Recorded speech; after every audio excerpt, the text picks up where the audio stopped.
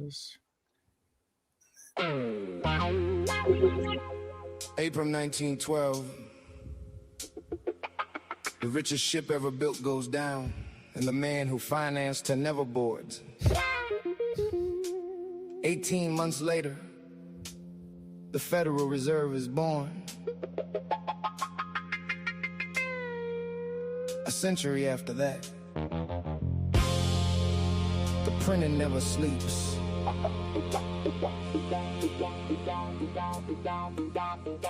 This is the story of the money.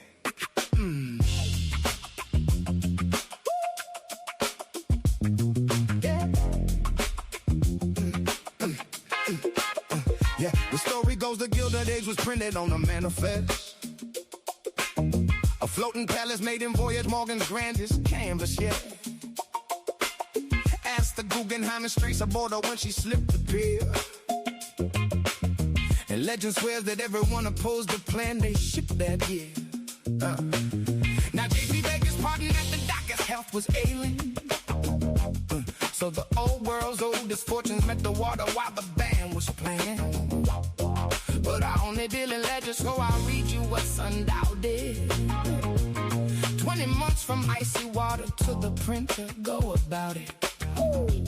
6 men, all them in that real car. First names on the curtains drawn. Aldrich, Warburg, Davis in the dynasties that put the dawn. A Rockefeller, Whittington, proximity, diplomacy. 9 days on Jekyll Island, wrote the arithmetic dynasty. They can print it, but they can't print that. No, they can't. Every dollar's getting thinner, better watch your back. So where you get the truth? The Daily Stack. Where you learn the game? Daily Stack. 12:30 on the dot, and we don't know how to slack. When the paper turns to powder, I'll be sitting on the stack.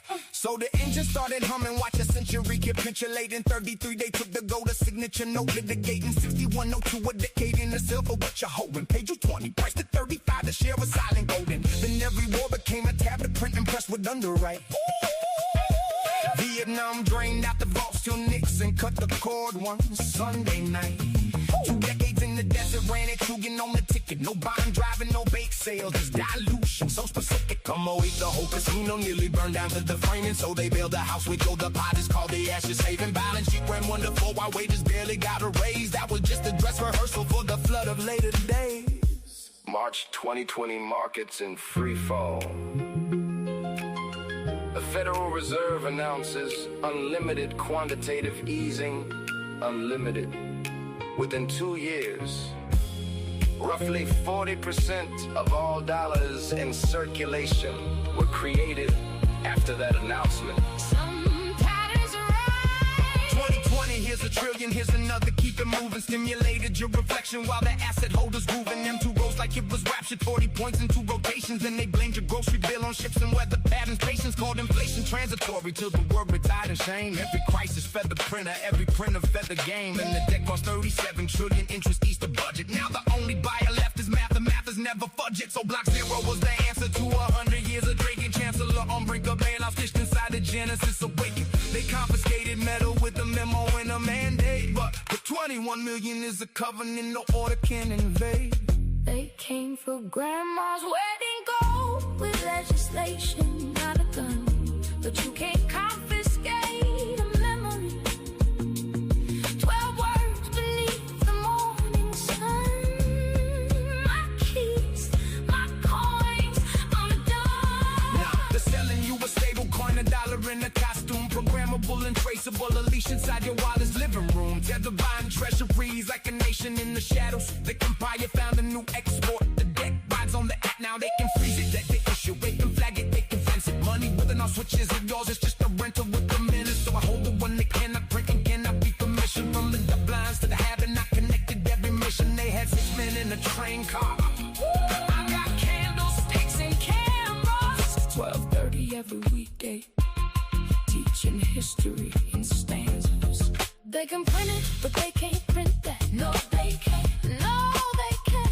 Every dollar's getting thinner, better watch your back. So where you get the truth? The Daily Stack. Where you learn the game? The Daily Stack. 12:30 on the dot, and we don't know how to slack. When the paper turns to powder, I'll be sitting on the stack.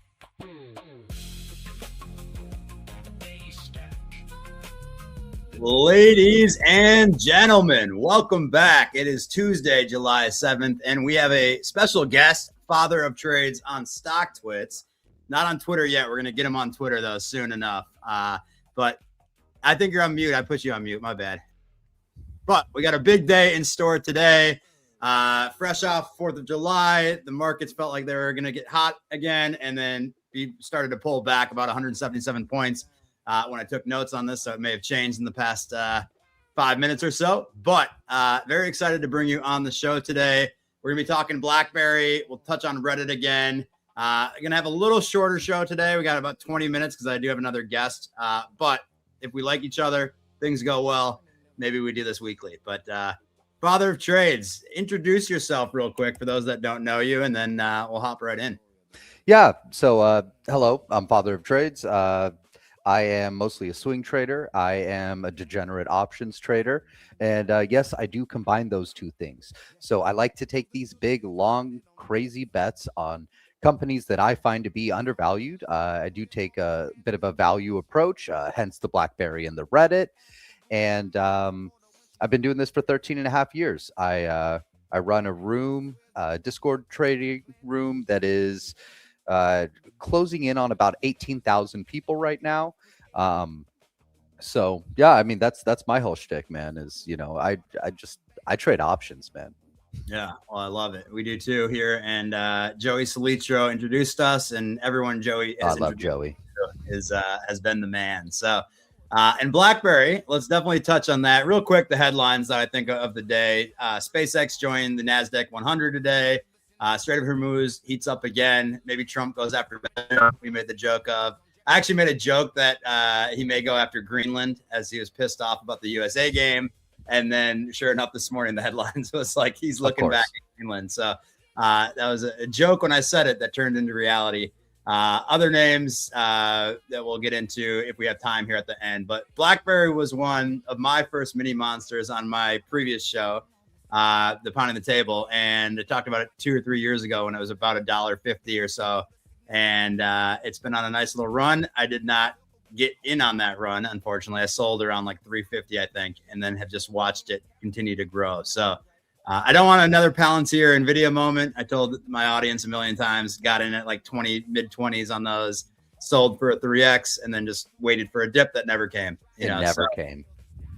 What inspired you with BlackBerry, and is this a meme stock? Like Nokia is kind of in that same conversation right now.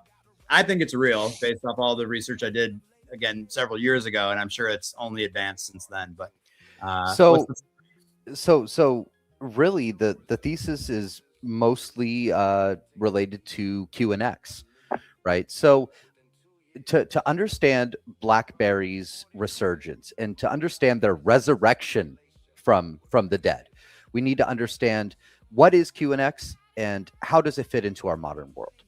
So first and foremost, QNX is essentially, it is the software side, right? The software backbone for, I mean, pretty much it's universally applicable in tech. Now, what it does is instead of having one operating system, it actually separates each component of a machine or of a robot or of a nuclear power plant. I mean, you name it, it can do it, into a bunch of different operating systems. And in the event that one of them has an issue, it doesn't shut off the entire system, right? So it basically segments and compartmentalizes all of these different functions. And is it a meme? No, I don't think it's a meme. I think that it's serious, and I think that when we are looking at, you know, maybe some of the partnerships, I guess we could point to, right? Do you think NVIDIA, for their robotics program, again, this is the biggest and most advanced company in the world, for their robotics program, is it a coincidence that they chose QNX to be the software backbone for that? I don't think so. I think that Jensen Huang is a very smart man. I think that he has put very smart people in place. And I think that if BlackBerry did not do what they claim that they can do, that they would have never been selected for this. It's not like these guys are blindly firing looking for a partner. They are doing a massive amount of research to make sure that they are finding the right partner that can actually deliver. And QNX is a wonderful platform to build off of. So is it a meme? I don't think so. Is it a fundamental growth story? I think so. As far as predictions, and I, I'm not one for specific predictions. Mind you, I'm not the one to normally do this, but I will say that I see a world where BlackBerry is 20 plus by end of year, and by the end of 2027, I think that it's 60 plus. So the way that I'm trading it, I'm holding leaps, right? I'm holding January 2027 $10 calls. I'm holding January 2028 $15 calls. I'm holding shares. And if things go, as planned, then I will probably exercise those leaps when it gets to the expiry, and I will just sit on the shares forever. I love it too. I mean, you're going through some of their partnerships. I do want an update on the Amazon partnership because I remember that was one, but like Mercedes-Benz, Volkswagen, Toyota, Honda. Well, so Volvo. it's been built into all of those vehicles. QNX is in something I think like 500 million vehicles worldwide.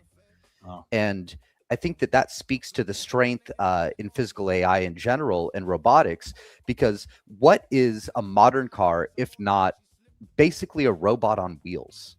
Yeah.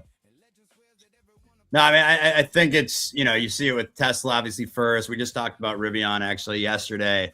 They're in 24 of 25 manufacturers of the top EV brands today. And you think about it too, it's like, and tell me if I'm wrong here, but like the IoT, it was kind of this, like 3D printing was this big thing that's kind of slowly making a comeback right now. IoT was another big buzzword a few years ago, and it's still coming into fruition, right? And I think your point is, like, I wrote, one time in my fraternity when I was very drunk, that one day we'll laugh we got in car accidents. And, I had this foresight 15 years ago or whatever it was, but just realizing that, and I just rented a Tesla when I'm going to Minnesota, like the ability for these things are truly robots, right? And you don't want those things to get hacked, right? And so I want to understand like QNX a little bit further too, in terms of what it's actually doing, but does it prevent like hacks then? Is it ultimately, in all IoT, not just cars? I know that's a big area today, but robotics is just starting to heat up, and that story is going to play out over the next 5 to 10 years. And so, it does also add an additional layer of security. So that is something that often is a little bit underscored by the safety and precision that QNX offers. But if you look at BlackBerry, I mean, they have a history of being incredibly hard to hack, right? There's a reason that governments use them. Prior to the iPhone, there's a reason that they still have a unit that deals with secure data and messaging.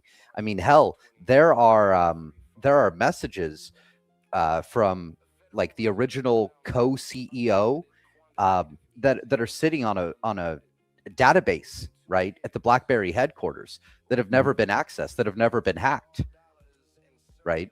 And the reason is because they take security very, very seriously. Right. They take a very novel approach to what is a complex problem.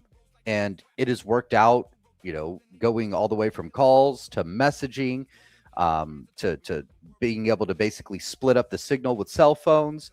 And now today, we have QNX. And that has really been built off of the bones of those original systems that were put in place in the 90s and the early 2000s.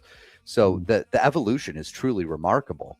But it's the tech is very, very similar to what it was.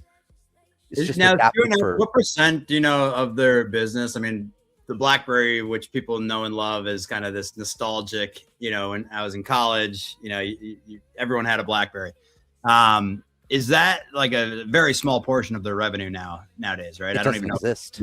Okay, yeah, I didn't think there doesn't even exist. Yeah, so the majority of the revenue growth that is coming through is QNX, but they do have a decent bit of, I don't want to call it legacy revenue because it's still growing. It's not the big sexy thing, right? Is that secure messaging and secure data storage, again, primarily for governments and military use. But as far as the percentage, not 100% sure. I would have to double check on that. Okay. But well, now you're not coming on the substantial. Oh, damn. I'm kidding. Damn. No, so yeah, I mean, BlackBerry to me, it's one of those. Now I feel like I missed that big run up. It was like 40% or something last week. How do you, as a trader, for those listening, for myself, let's just call it myself, would you wait for a little pullback, you think, before grabbing leaps, or do you think it's, you know? I think that if you are planning on taking this seriously and you're planning on holding for, you know, the next 5 to 17 months, that it doesn't really matter that much, right? And what I would always recommend to, just as a good practice, I mean, even if you're scalping, right, is you scale in, you scale out. So, you know, start with a little bit, right? See how the market reacts to it. See how, you know, see how it ends up going. You know, if you like it in 2 days, hell, add a little more, right? You like it next week, cool, add some more, right? And you just kind of slowly drip into this position, and you know, you'll end up with a great average. I mean, if you're waiting, again, right? I mean, I'm looking out to January of 2028. I mean, that's how long of a time frame I'm taking on this, right? This is not so much a swing trade; it's more of a position trade that, if everything goes well, is just going to turn into an investment. Yeah, I mean, we're in a sense, you're almost helped that some people think it is a meme, right? Because it's absolutely that's the asymmetric bet that people still don't believe it's like a real company, and as they continue to come out with earnings, I was just looking up IoT market growing at a 16-17% CAGR by 2030, now coming up in a blink of an eye to 1.3 trillion dollars projected value. So that's a massive market. That's a massive market, and QNX has a really, really huge head start in the fact that they have been silently working on this for a decade. Yeah, I mean, like, yeah, I still like it. I need to get back in, and I think you're right. Like, I can't make that same mistake here I made. I don't know if there'll be an NVIDIA or a Palantir level, but I should learn my lesson at this point. You know, you let your winners win. If you have conviction, you've done. Excuse me, you've done the research on it, you place your bet, right? Like, and absolutely I did the research. I got to do more, but, you know, just talking to you again, reviving, you know, the old research that I brought up. It is a fascinating company, and one that I think people can benefit on. The fact that people do think it's a meme right now.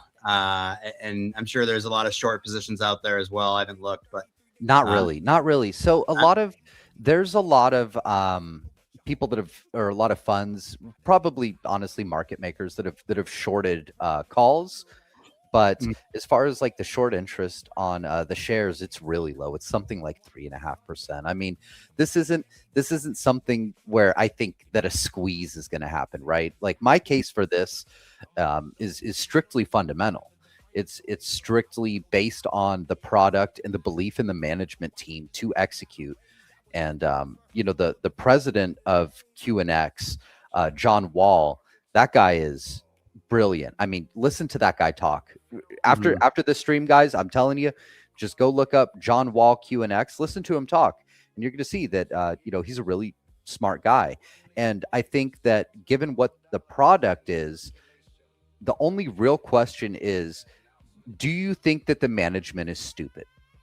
If you think that the management is intelligent and you think that they can execute this, then this should be a no-brainer. And if you think that the management is stupid, I would just say you're wrong. Yeah. Do you think it's an acquisition target? That was my initial thought several years ago, and I saw them doing Ivy. So I've been kind of bouncing that idea around because, like, I see where someone would want to acquire them, but I don't know that they are willing to sell the company.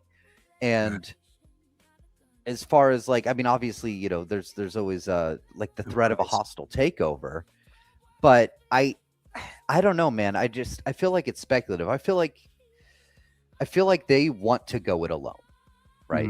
They want to go to loan. They want to continue to build this business and deliver. I don't think that they're looking to sell, regardless of whether someone's looking to buy. And, hostile takeovers are really expensive. I mean, you're going to drive the price up if you're trying to, gather enough shares to be able to, basically force your way onto the board. And I mean, that's not an easy thing to do by really any means, especially, if the company decides to swallow a poison pill or just dilute the hell out of you as you're buying. I mean, there's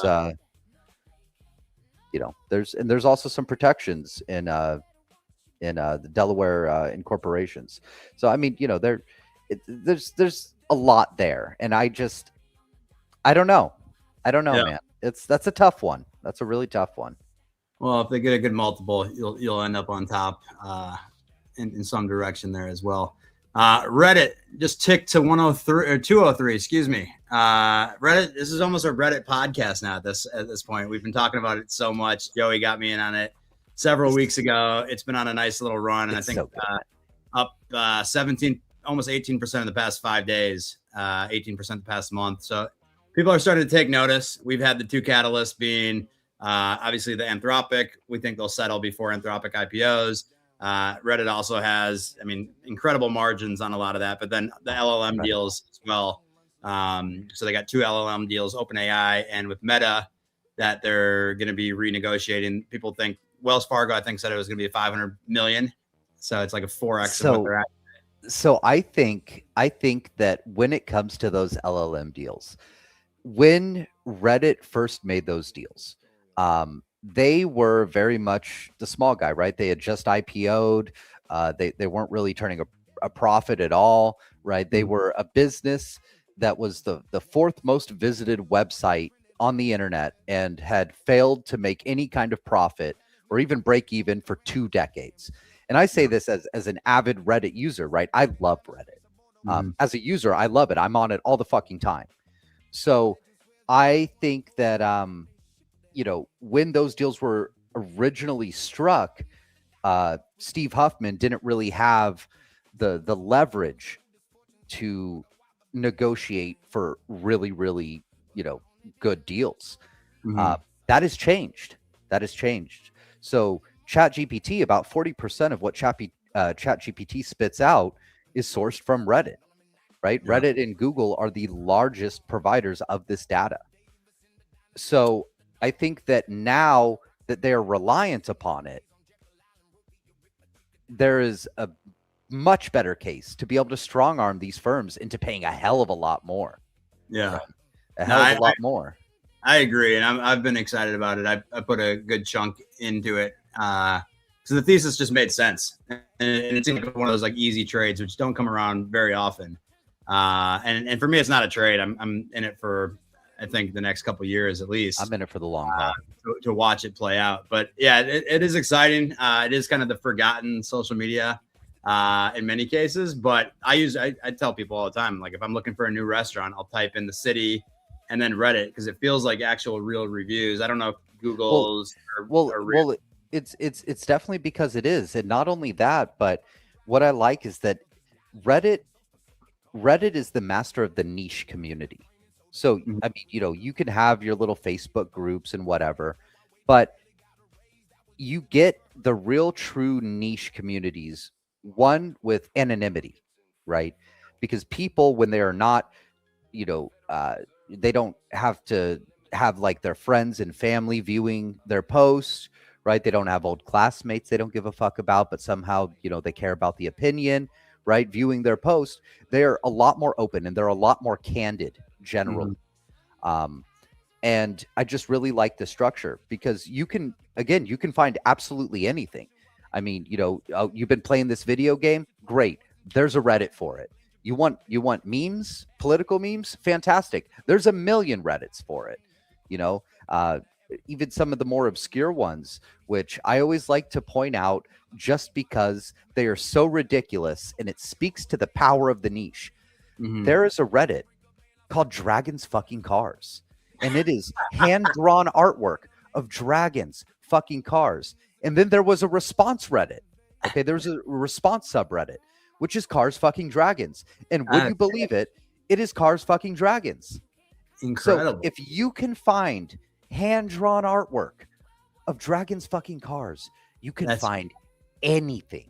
That is one of the most obscure ones. Yeah, I was gonna go with like furries or but there you go. I mean, crazy. That's guys, sorry, we're furries. We're an emerging community. Yeah, like that's old news now. I need to get into fucking cars, and then we'll be on fire there. What we have a few more minutes, and next time we'll give more time. We started a little late here today, but what are your thoughts? You had two other stocks. You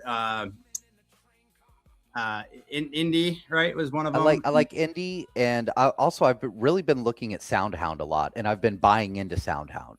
Let's go with SoundHound, because I made a song in also an AI focus. Okay. I don't know enough about SoundHound though.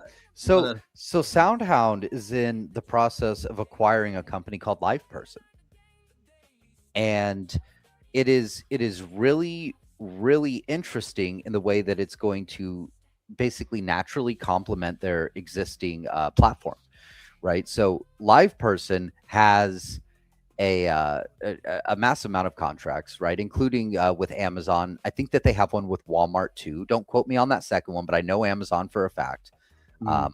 And essentially what it is it's like an AI assistant for shopping, right?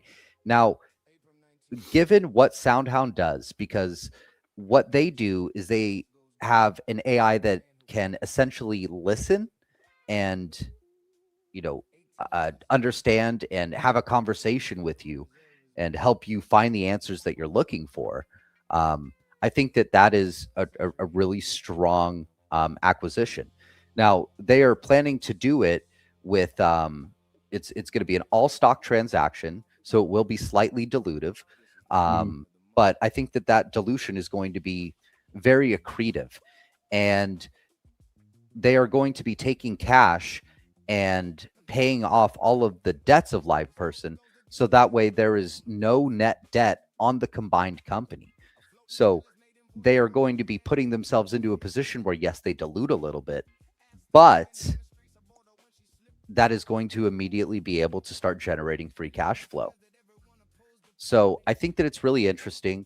And honestly, one of the biggest things that drew me to it was the chart, right? The chart is beautiful. I can actually pull that up. Yeah, pull it up. I did look up while you were talking. So they're in every single Walmart's television. So SoundHound's voice AI platform is integrated into Walmart's on TV line. Yep. So maybe not every TV. Let me correct myself. The on TV line, which moves TV from simple monitor to an active, again, IoT hub that we were talking about earlier. And then, $250 million acquisition for LivePerson creates massive end-to-end omni-channel conversational AI platform by combining SoundHound's proprietary voice and agentic AI with LivePerson's massive digital messaging infrastructure. Yeah. So those two are like a match made in heaven. Yeah. Right. Those two are a match made in heaven. Pull your chart up here. So what I do here, all these lines, these are basically like your support and resistance lines. I draw them from a volume profile. So I'm looking at big clusters of liquidity and where it exists in the markets, just as a preface to why I have a million lines on my screen.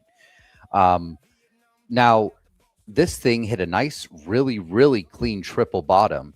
We can see that it has hit this area, 1, 2, 3 times on this big roller coaster that it's been on a larger time frame. This is also the spot where in the end of 24, right, November of 2024, that it absolutely launched into the sky. So this is a pretty important spot in general from a chartist perspective.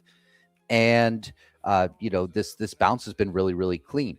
Now, there is also a massive amount of short interest. So over half of this company has been sold short. And the options chain is absolutely packed. I mean, the open interest on this thing is just huge, dude. It is huge. So there is potential for basically like a gamma squeeze that turns into a short squeeze or vice versa. And when you get those two things combining, along with a real fundamental driven story that I think is really easy to comprehend. It's really easy to follow. It's really easy to get behind. I think that that this has a lot of promise, right? I think this has a lot of promise in the short and midterm. What's your you want to throw a price target out there? I'm thinking 10 plus. Okay. I'm thinking 10 plus. I don't know what it does in the long term, right? Because a lot of it's just as with anything, it's going to hinge on execution. Yep. But I think that that 10 plus is like really reasonable, and that's pretty good upside from here. I mean, going from 680 to 10, especially if you're trading options. I mean, you can make 200% on options that are a month out with that kind of move. So you can absolutely find a lot of value in this, I think, just by buying a little bit and playing along. Another really interesting thing that happened. So I use this indicator. It is one of the only indicators I use, right? You'll see that I literally have one up right now. I use the volume profile in this. Yeah. And this is the ADXDI. So this basically measures trend direction and trend strength, overall strength. And whenever you get this big flash on the green, look what happens next. I mean, this thing is super reliable. So what happened here? 6 went all the way up to 10.05 in the course of 2 months. Okay. And then when you get a cross, it's even stronger, right? When you see the green crossing the red or the red crossing the green, whichever direction you want to play on. So right now, if I zoom in a little bit, you'll see that the green, right, this buying pressure is basically overtaking the selling pressure. And we can see here that is indeed happening. There has been a little bit of resistance. There are some short sellers that are deeply entrenched in this area. So, I expect that there will be some resistance going forward. I'm not saying that this thing's just going to fucking rocket, but you break that resistance and you start threatening those short seller positions, brother. There's not really that much supply that they can use to cover, just because of how deeply ingrained they are, and also they're going to have to fight the options dealers.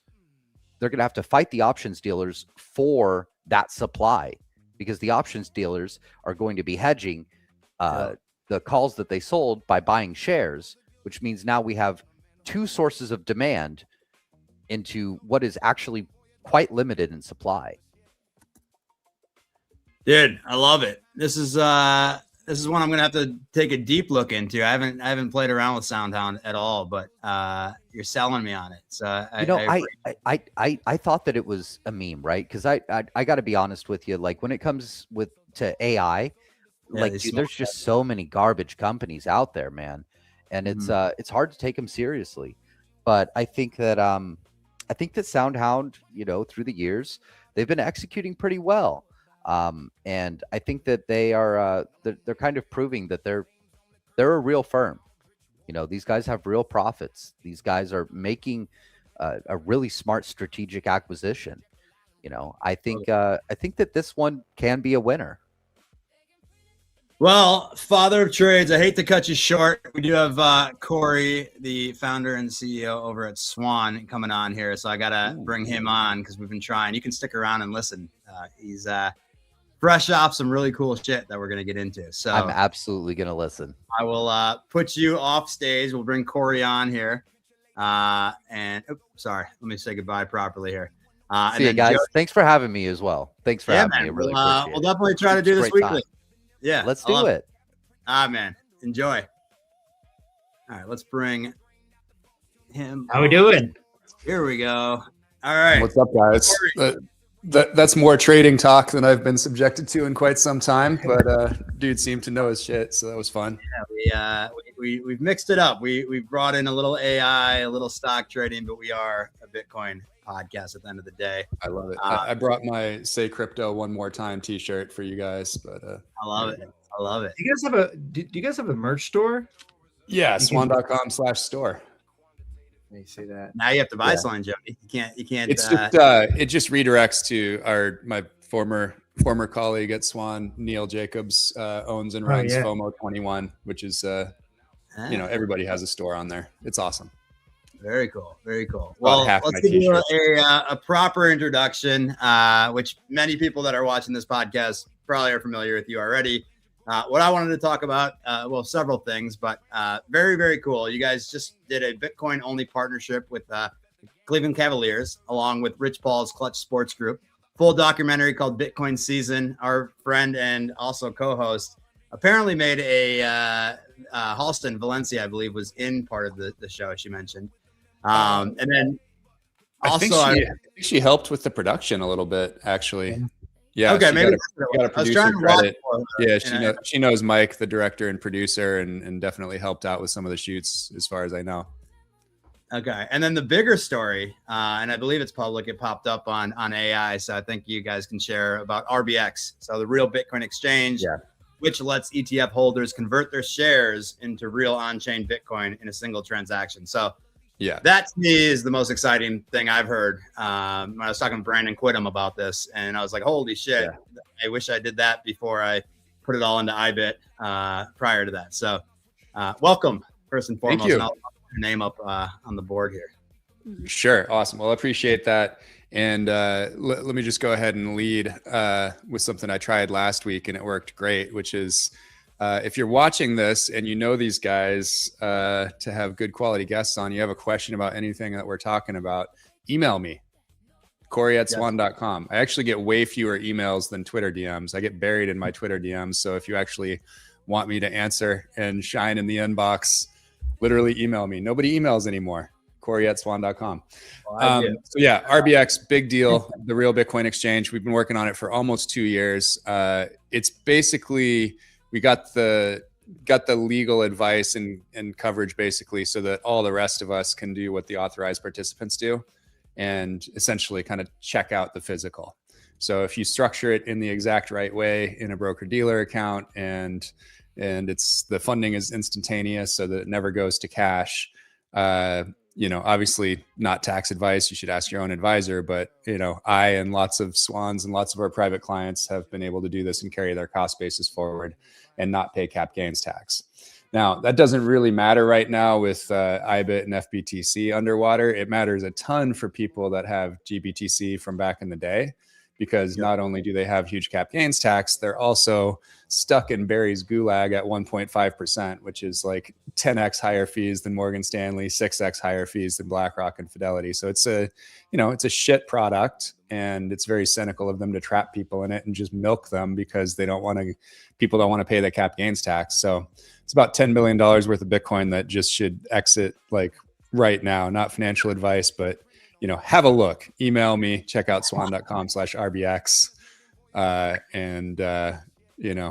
We've stolen the keys off of Barry's key ring and we can let you out of jail.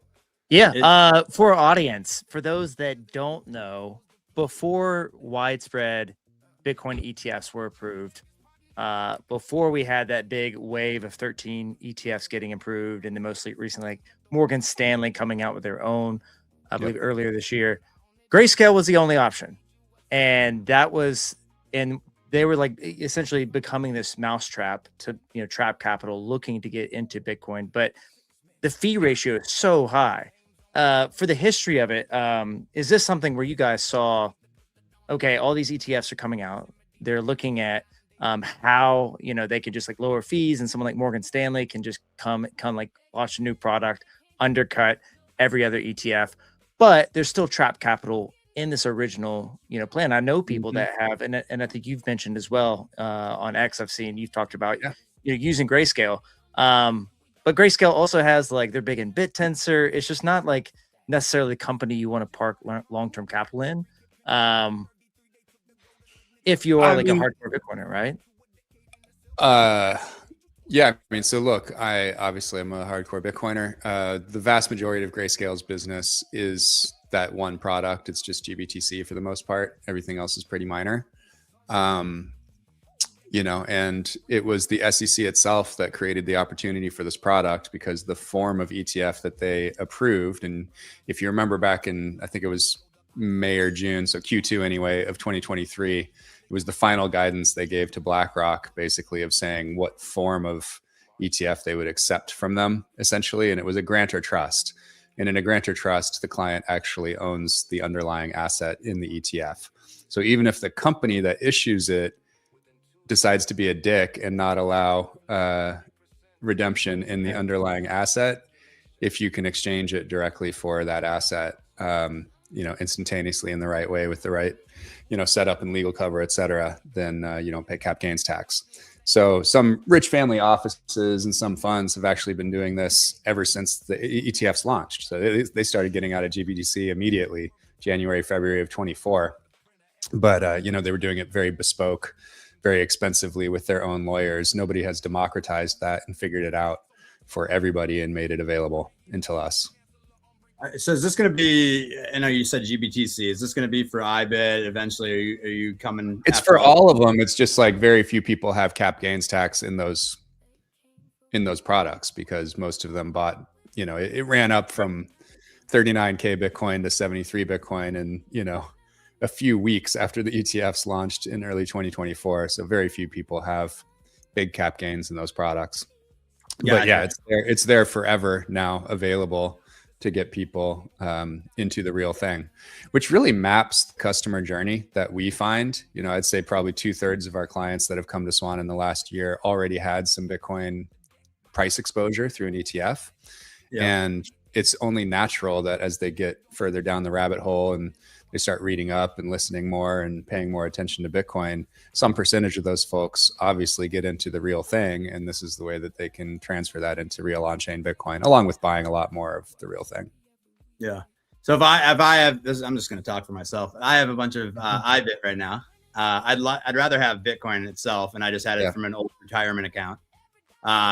So today, would it make sense to do this, the RBX, or you're saying? I mean, you don't need to worry about it if it's in a retirement account because you don't have cap gains tax there anyway. So just sell that shit and start a Swan IRA immediately. Okay. He's good at sales. Speaking of selling shit, Saylor just sold Bitcoin for the first time. Well, now probably multiple times. But $216 million. We talked about this previous podcast as well, where he kind of tossed it out. I think it was 34 Bitcoin the first sale he did, or 32 Bitcoin. Tested the waters there. You've been warning about leveraged treasury models, I think, for years. I remember.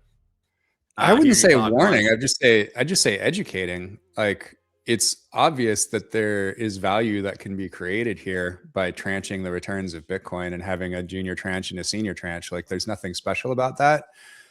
What I think people didn't understand is how actively managed that has to be and how much other market participants may decide to kind of hunt your positions and do weird shit. And so thinking that it's not going to be volatile and that you can maintain a peg in a security, was not doable. A lot of this stuff is hindsight 2020. I just tend to take the approach of like, there's a lot that we don't know and a lot that will emerge. And, so just don't act so confident. Like you definitely know what's going to happen. And definitely don't put your retirement in something that, is a security and has key man risk and has regulatory risk, et cetera, that ain't the same as savings, that ain't the same as the money market. That's not digital money, so just, watch out for the marketing claims. Yeah. But I love these people. Like I like Saylor. I like Fong. Like I have a really good relationship with Sharish. I almost hired CJ when he was still in college. Like some good people over there. Right. And same thing for Strive. I like a lot of those guys. There's a lot of people trying to do something good here. And fundamentally, it does rationally make sense that if you can lever up and, actively manage that leverage and keep your costs low and not pay exorbitant salaries, et cetera, but have like 1.2x Bitcoin every year, that will compound and get you more Bitcoin per share over time.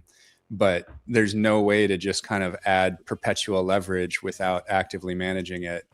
It's just not a thing that exists in financial markets. And this is the point I always make. Like anytime you have a 1.5x ETF or like a 3x short ETF or whatever, these are not buy and hold securities. They're hedging tools.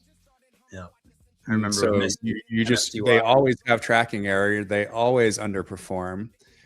So, if strategies target over the long haul is to be at, 20-25% leverage, the truth is, they'll come under pressure here or there, or, some gray swan that a few people kind of forecast, but, whatever. It's not going to zero, but it's probably, if their target leverage is like 1.25, they'll probably perform at like 1.15. There will be tracking error over time. And that's still okay, you know, if that's your risk model and whatever. The advice I tend to give to people is like, if you're really into Bitcoin and you understand what you're doing, and this isn't just a trade, this is something that you want to buy and hold for the long term, always make sure that at least 80% of your Bitcoin price exposure is in real on-chain Bitcoin. Yeah. You know, and the rest can be your trading portfolio or your MSTR bag or whatever. But, you know, most of it should be real on-chain Bitcoin. Jody just got a compliment in the chat. Jody looks Paul Rudd doesn't age. Paul, look at us. Look at us. Dude. Look at Paul Rudd. I get John Heineken, or Denzel Washington as well. That but I do think this strengthens your point though of going into a family office, and I know you guys have spent a lot of time on your private client side, family office, private wealth business. Is do you really want the volatility? And not everyone does. And I think that if you're an institution and you have a really big portfolio and you're managing it alongside other assets, great. But then there's a lot of people that are wealthy that want to sleep at night. They have enough money. If they have 100 million, you know, they don't need slightly better returns, you know, to have twice as much stress, you know, and portfolio variability. So look, I agree. Like, you have something to protect. Like your whole goal is to sleep well at night. It's to remove that anxiety, you know. We say it all the time. We didn't realize it was a SWAN acronym until like 3 years into the company, but now we say sleep well at night all the time. But that really is the goal here. You know, I think a lot of our products and a lot of our philosophy in client service and everything we build is just trying to remove anxiety, protect the downside. You know, you've already made the choice that is, you know, a little crazy to be out here and be a contrarian and have a decent chunk of your net worth in Bitcoin, which is the only new asset class of size in a long time, and has obviously the great potential. I think inevitable it will become global money, but you know, certainly anybody else would have to say objectively it has the potential to do that.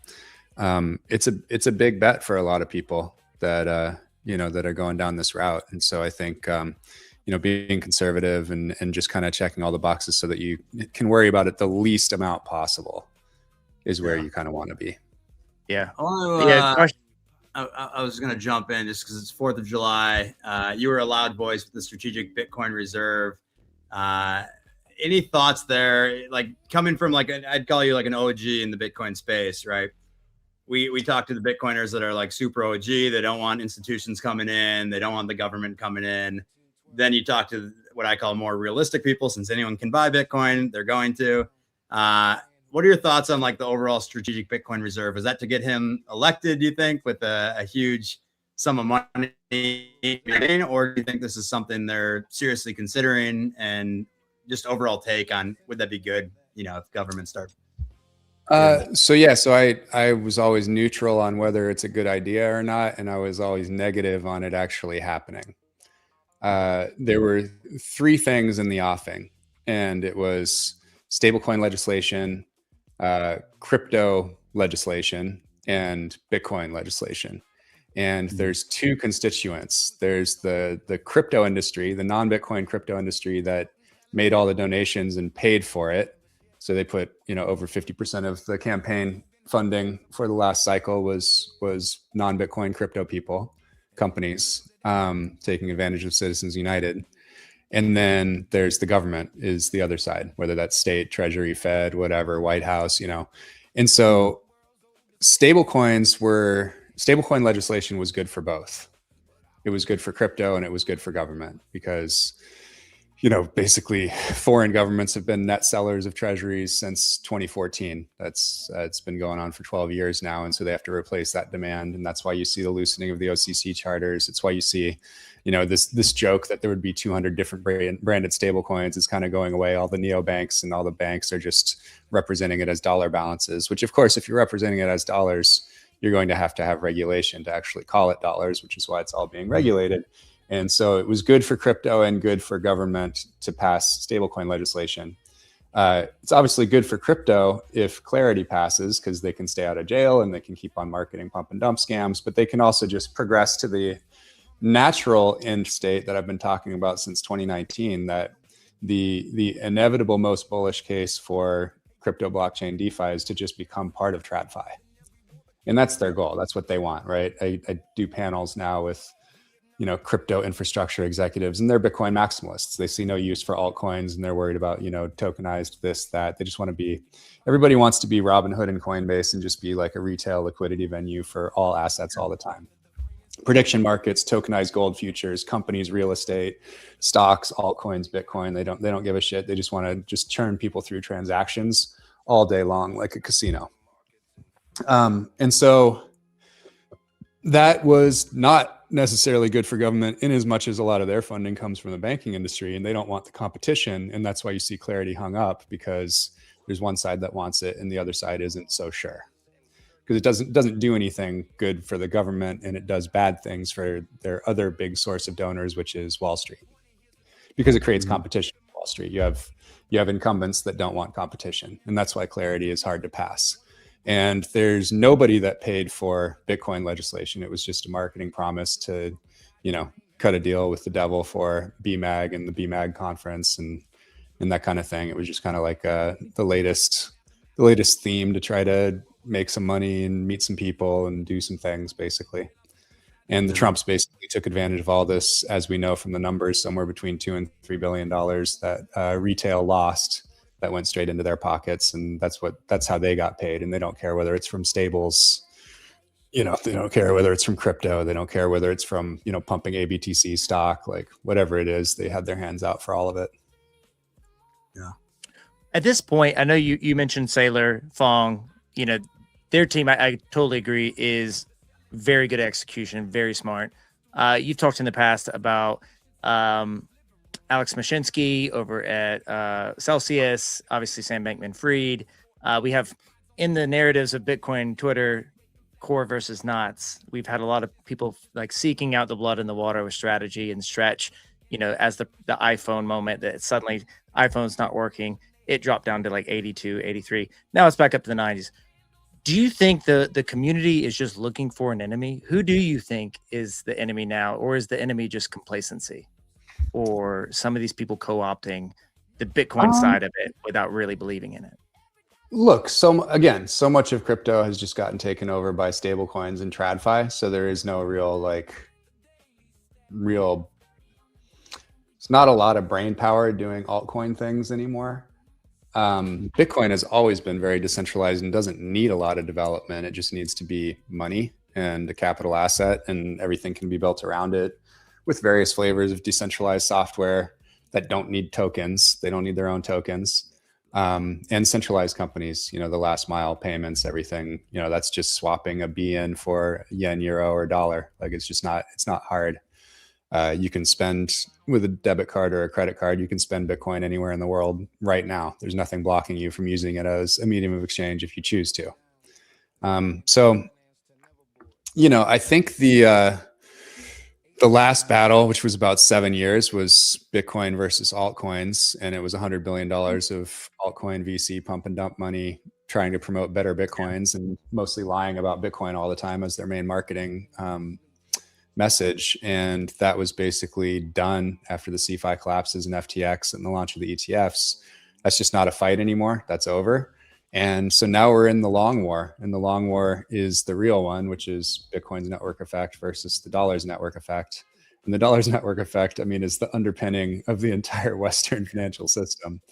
And so, you know, this is going to take a long, long time, and it's uncertain. And the whole point of a network effect is like, we're all still advertised through Facebook, even though none of us use Facebook. Like its network effect is so strong, and they bought LiveRamp and so many other ad technologies over the years. Like, you know, we all have Google logins just because you kind of have to, even if you don't really want to be you know, if you can use DuckDuckGo all you want and VPN all you want, but like Google still knows a lot about you and you're part of their network effect. So the dollar, you don't even need to be nefarious and evil. It doesn't even need to be a cabal. It's just that it's way easier to make money in the dollar system because it just churns out that interest rate. And if you can get close to the money printer and get some of that, like you're in good shape. Right. And so, you know, I think that's probably where we're at, is a huge swath of the Bitcoin ecosystem have actually become dollar merchants. and mostly what they're working on is kind of spreading dollars. Yeah. You know, and it's dollar merchants that own a huge chunk of the Bitcoin ecosystem. And, you know, most of the prominent people in the space, not most, but probably half of the prominent people in the space actually get their life and their company paid for by treasury interest. Yeah. Especially like when you see certain treasury companies, and I think some of this got washed out with it, but you see jets, you see $1 million payrolls, but they're paid in fiat. I don't see a lot of treasury companies getting paid, CEOs getting paid in Bitcoin. Bitcoin, well, flag, right? That was always a bullshit marketing narrative, though. What you get paid in doesn't matter at all. It's like, what do you store your money in? That's all that matters. So pay me in Bitcoin was always bullshit. And none of those athletes ever got paid in Bitcoin anyway. They get paid in fiat because the NFL is not allowed to send a paycheck in Bitcoin. Yeah. How'd that? Yeah. Well, that was going to be my next topic. They literally just like wired the money to like Prime Trust and bought Bitcoin with it. Wasn't a big deal. Yeah. We've heard of it. Never has been. That's always been bullshit. Is this going to be in the movie? Are we going to figure this out of like, you know, which athletes bought Bitcoin and held it versus what, you know, what was just a ploy? No, that's not in the plot. You got to watch the movie, man. So Bitcoin Season is awesome. So check it out. Bitcoin Season movie on YouTube is there. You should put the link in the show notes. Yeah, we will. I should just put it up at swan.com/movie and have it redirect. I'll do that. Well, I wanted to ask you about that because we brought on Tristan Thompson, and I was actually pretty surprised his knowledge and the reason in which he got into Bitcoin initially. I don't know if he was in the movie. I watched the first like 20 minutes. I need to finish that when I have time here. But what I loved about this, and it was funny in our Minneapolis group chat, there's a Minneapolis Bitcoin chat, and I'll keep the names out of it. But some people were like, what the fuck? Like NBA players don't need Bitcoin. They're rich. They don't need it, anything. And I pushed back and I said, listen, like maybe they don't, but what they need is the 12-year-old kid that looks up to them to start thinking about this a little bit. Right. And you're educating the youth, and at least this was my perspective, that by getting these NBA players talking about it, you know, sure, for their families and they can create their savings. But what I saw is my 8-year-old self reading the newspaper, looking up to these NBA players. And if they're talking about it, that will then start to gain the curiosity within myself as an 8-year-old, 12-year-old that's looking up to these guys. But what was your like premise or why'd you want to make this besides your maybe relationship with Rich Paul? I don't have a relationship with Rich Paul at all. Yeah, so that came through. The guy that runs marketing for them is a longtime Swan client and Bitcoiner. So that's how we set that up. And what we did is for a few years, we took over the financial education for their draftee class. So it was coming off of a 4 or 5 year run of JP Morgan Chase doing that. And he made the case to ditch them and let us do it instead. So that was the clutch partnership. It was fun to be around those guys. Got to go to, you know, pro day and see their workouts and everything. And got DELL involved there a little bit, which is awesome. Matt Dellavedova, the former Cavs NBA champion from that 2016 team, is VP of Biz Dev at Swan, has been for like 4 years. Even though we met him at Pacific Bitcoin 2022, I believe. Yeah, probably. Yeah. That's awesome. He's at the bungalows in Santa Monica. Mm-hmm. Hell yeah. That was great. And so what was I saying? So that was kind of the clutch angle. And then we did a partnership with the Cleveland Cavaliers, and that actually came through a different channel, but was super helpful that we could have DELL join some calls with their executives. You know, people don't miss that meeting. So it definitely helped. But yeah, part of that was Evan Mobley, their all-pro former defensive player of the year, was Compton Magic, AAU star here in Los Angeles. And we sponsored them for a number of years and did partnerships and paid their coaches in Bitcoin, just a little donation, stuff like that. And that was actually paying them in Bitcoin.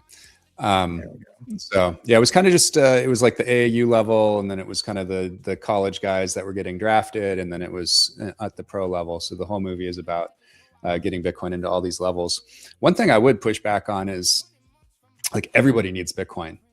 For sure. And, most of these guys are not going to be hedge fund traders. And unfortunately, there's adverse selection on who they kind of get hunted by, so if you have a bit of a finance and investing background, you tend to be pretty skeptical of people who come to pitch you about things. And then, if they do come pitch you and you think that's interesting, hopefully you remind yourself that the decision isn't whether to do it or not. It's, if I want to do something like this now, what is the superset of opportunities that look like this? And let me choose the best one. Thanks for the idea, bro. Appreciate it. Maybe I'll do a multifamily housing unit, but I'm going to find the best investment. Unfortunately, anyone without an investing background, or just people who, generally, we're all subject to it to some degree. I've done investments where it's like, oh, my buddy, got Wimby to do a beverage brand. Yeah, he wants 50K. Like, fucking sure, I'll take a flyer.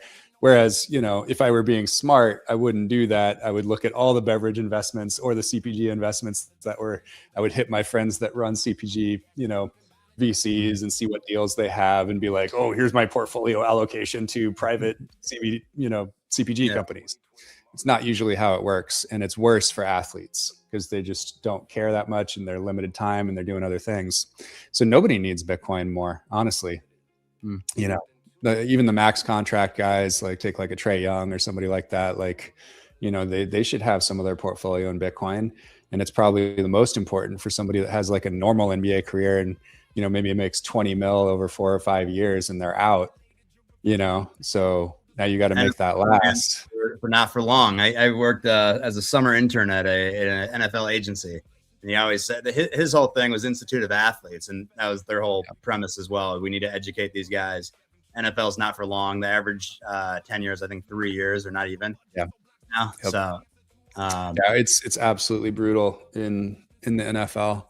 And, we for some reason, I think we end up, maybe just because people have more time once they're post-career, but we serve a ton of retired athletes at Swan. And so I get to talk to these guys all the time. And, it's cool. Like I'm freaking out talking to like a Super Bowl champ or an MLB All-Star or whatever. But like, they're just dudes trying to fucking take care of their family. And like, they have the same concerns that we all did before we found Bitcoin and got a little bit of that anxiety removed.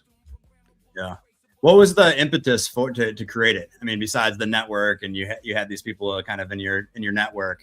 The movie honestly was, I'm so into basketball and I have been since I was a little kid. I've been playing pretty seriously for 40 plus years now. I'm 48 and I still play 2-3 times a week.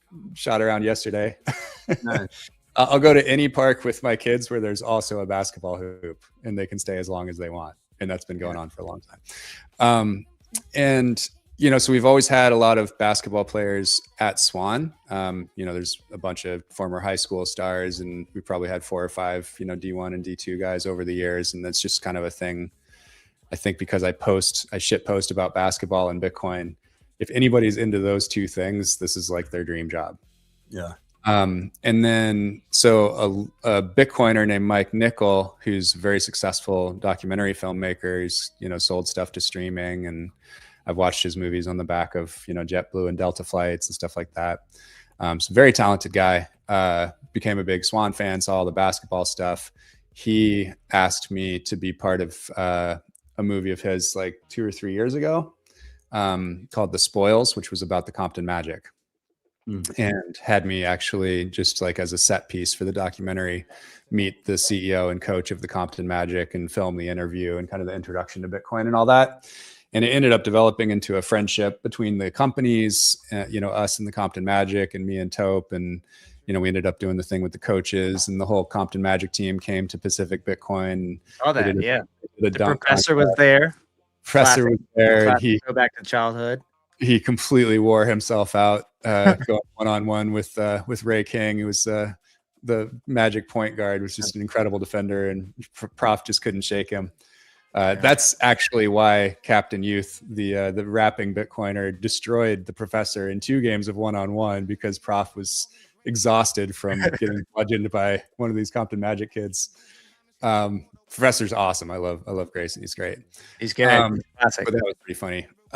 So we ended up being, a big part of the third act of his last film. And then he pitched me on doing a whole movie about Swan's efforts to bring Bitcoin into the world of basketball.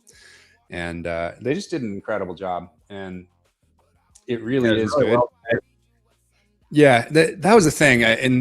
I'll shout out, it turns out one of his good childhood friends is a top Hollywood editor, like big commercials and movies, Eric Wong. And so, the difference between the rough cut that I saw 4 months ago and what the final was, I was like, holy shit, like this is actually good. It's actually entertaining. And we did a filming and a bunch of people brought people that weren't into Bitcoin. They all understood Bitcoin a lot more after.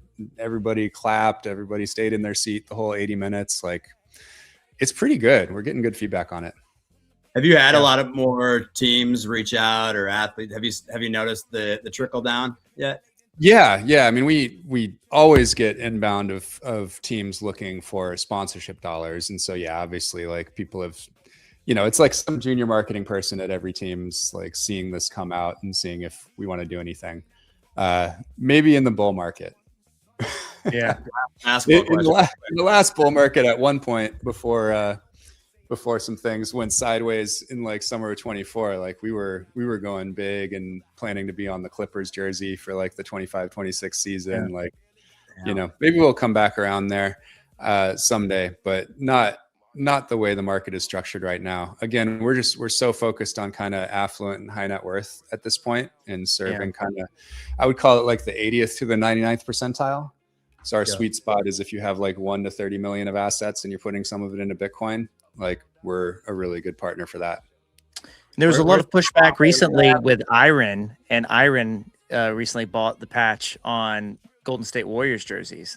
And then yesterday they announced they have 2 CEOs in Australia, and they got $600 million equity packages over 6 years. And you're like, this is all the grifting that was like in treasury companies that, weren't Strategy or Strive or the top dogs. I feel like that's shifted to these neo clouds. So it's good that you're holding off on that now, just after the RIVN news. That is a lot more expensive. I think our deal was going to be like 7. That's $50 a year for the Warriors. That's wild. Well, it depends the team. The Clippers might be cheap now. Yeah, they unloaded. Where do you think LeBron's going? Let me just comment though, by the way, real quick. I think CEOs should be compensated in equity. And if they crush it to the degree that RIVN did, I don't think there's much wrong with that. That's Roberts, right? I mean, he's a good dude. They worked their ass off and they outperformed everybody. Like it's literally the best name in that entire space over the last 3 or 4 years. And there's a ton of people that have gotten like retirement wealthy off of just owning a little bit of that stock. We have a lot of friends that are deep in RIVN. I think the comment's more like combining that together with like a Golden State Warriors deal. It's. I mean, the only weird thing is like, look, it feels weird because essentially there's no product. Well, for Bitcoin miners, it was always a little bit weird because there's no product. And so obviously all your advertising is the stock.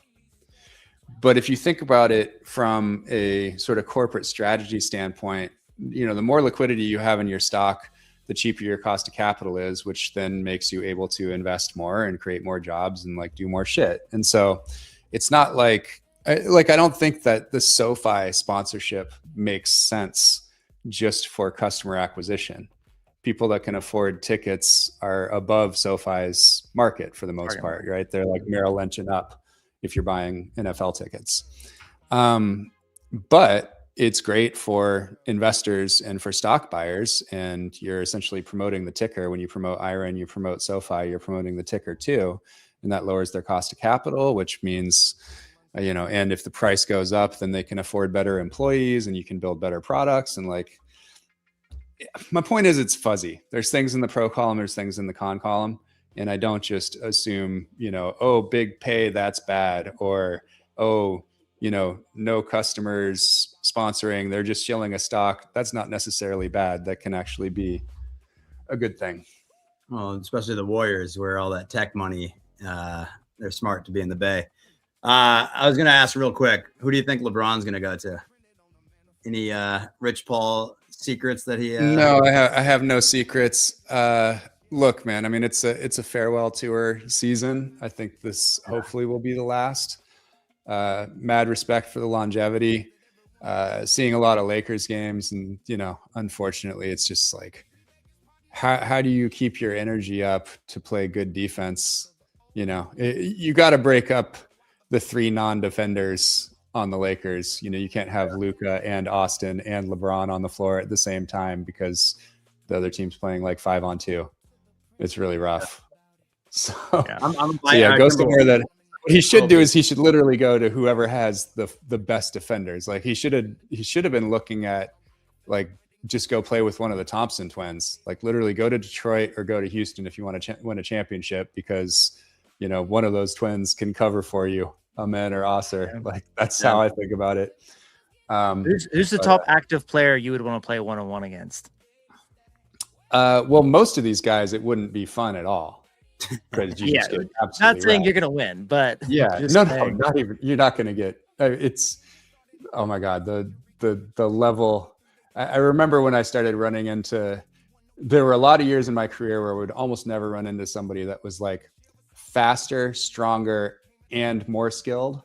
Because I figured like if you had one of them, like if you were taller than them, you'd have a shot. If you were quicker than them, you've had a shot. Or even if you were just more skilled and kind of smarter, you'd have a shot. And then you just start running into players all the time that are all three all the time. And it's just like, you're just locked down and fucked. Yeah. So I wouldn't, there's no NBA player that I would stand a chance against in any way, shape, or form. That said, thinking about somebody that I would enjoy, I'm looking for somebody not too tall. I'm just under 6'4". So there's very few of those players anymore. Mitchell. I don't know, man. I'll go shoot around with DELL. How about that? He's still playing pro ball in Australia, and they just won the championship. And the year before, he was actually Finals MVP. So he's still playing at a high level, and he plans to play in the Olympics in LA in 28 for Australia. So he's actually with the team training with the national team right now. I'll play an NBL team, not an NBA, or an NBL guy, not an NBA guy. How about that? Fair enough. Wrapping it up to bring it back to Bitcoin. I won't make you name a price just because I feel like that's too cliche here. But when do you think Bitcoin gets back? I don't know if you know Isabella. She's like a big influencer on Twitter. She said the Bitcoin community is kind of dead. And you kind of see yourself nodding along slightly, but I've been, in the space since 2017. I've seen Bitcoin die 10,000 times before, so I'm personally not worried. But what catalyst do we need to see to get, back to all-time highs? Do you think we will ever? What is this? A bear market for ants? Yeah. Well, that's what I'm saying. It's like now we're, oh my God. Yeah, this ain't scary. This is fine. 6K would feel great, Yeah. By the way, Messi just scored the equalizer, so it's 2-2. Yeah, that's pretty great. Look, he can't score on penalties, but he can score in open field. So, nice try, Egypt. You had a good run. I don't see this happening for them. I bet. Anyway, so yes, we'll get back to all-time highs. I don't think it'll happen this year. It won't happen this calendar year. It'll happen next year, and I do think we'll see an all-time high in 27, which would be earlier than has ever happened before in previous 4-year cycles. I just think they're shortening a little bit. You can kind of feel it. That's the weird thing. The retail high in 21 was actually April of 21.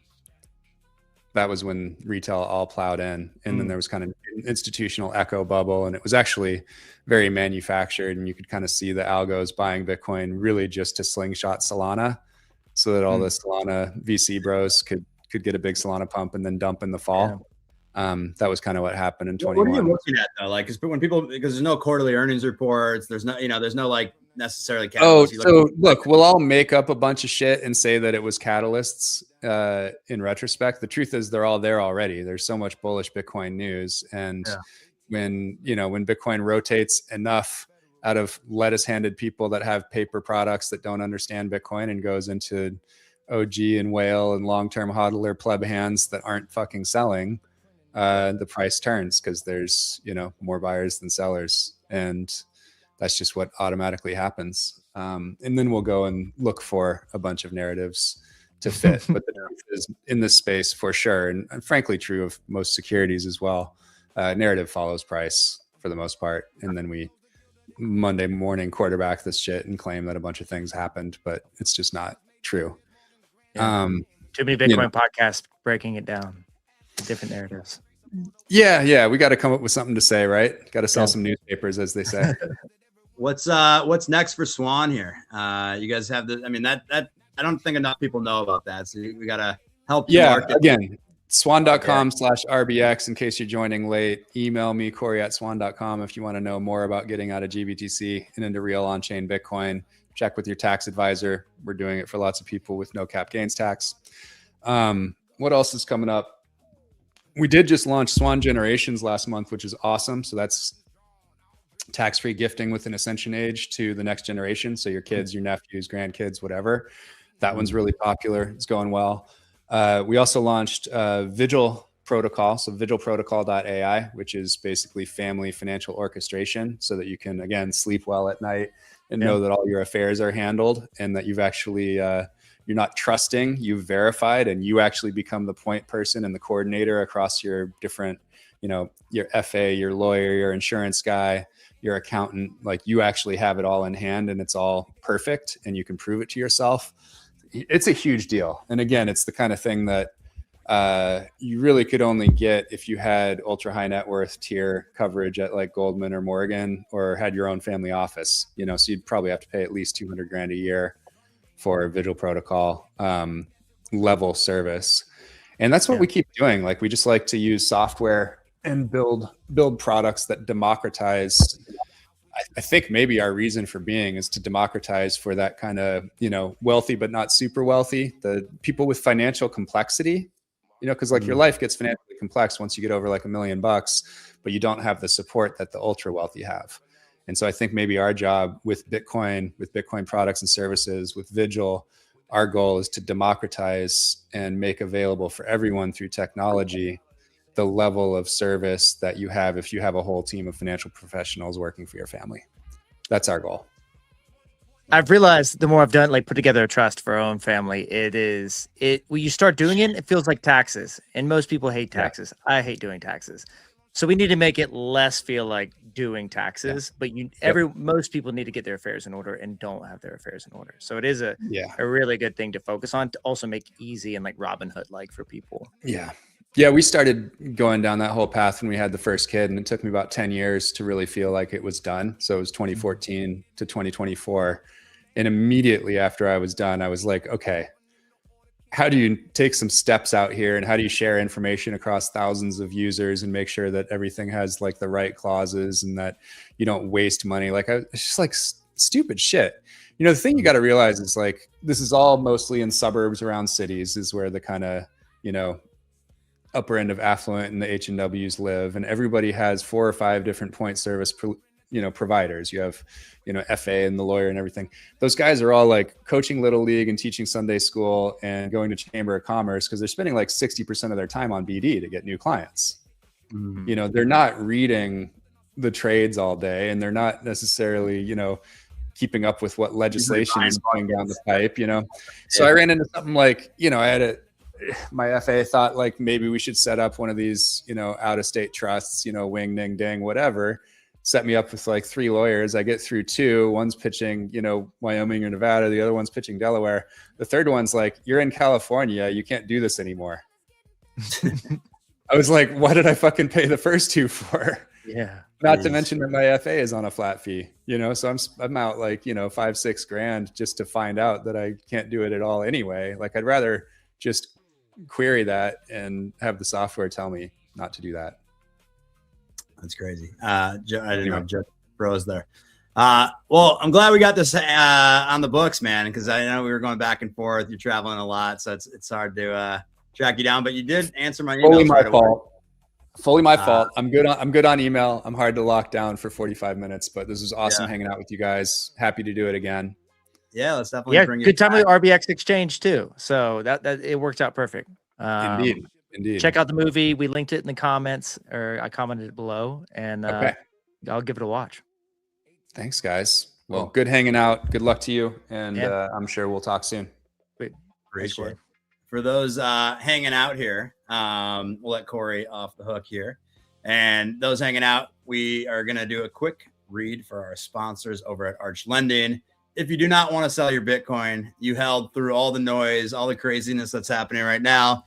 Real life still costs money. A tax bill, you may want to buy a house. We just saw someone go on a nice boat trip as well. They bought a boat with their excess cash, and that's why Arch exists. You can borrow against your Bitcoin instead of selling it. You get the cash today, never trigger a taxable event. The collateral stays yours, and an insured, qualified bankruptcy remote custody.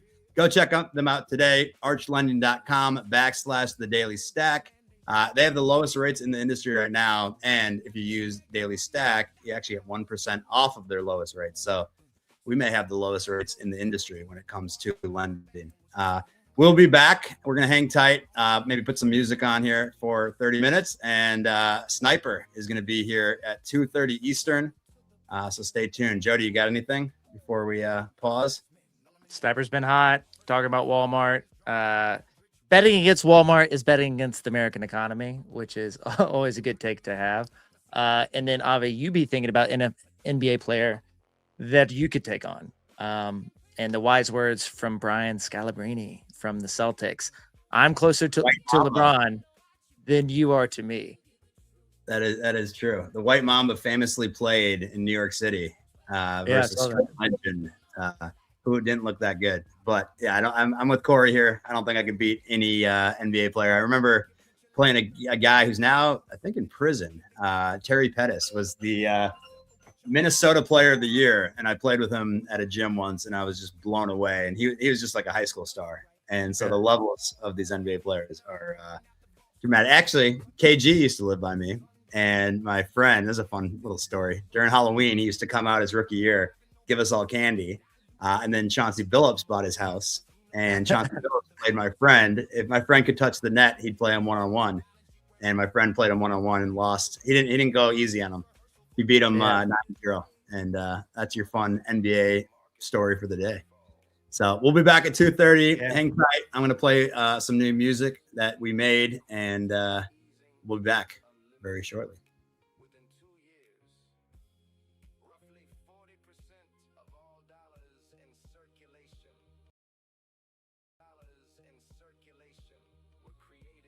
The richest ship ever built goes down, and the man who financed her never boards. 18 months later, the Federal Reserve is born. A century after that, the printing never sleeps.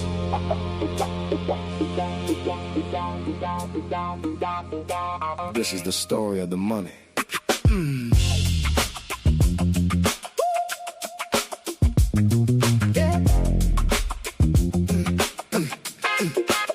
Yeah, the story goes the Gilded Age was printed on a manifest.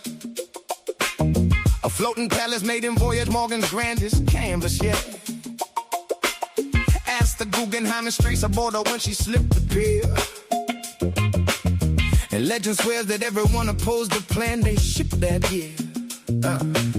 Now J.P. Baker's pardon at the dock, his health was ailing. So the old world's oldest fortunes met the water while the band was playing. But I only deal in ledgers, so I'll read you what Sundial did. 20 months from icy water to the printer, go about it.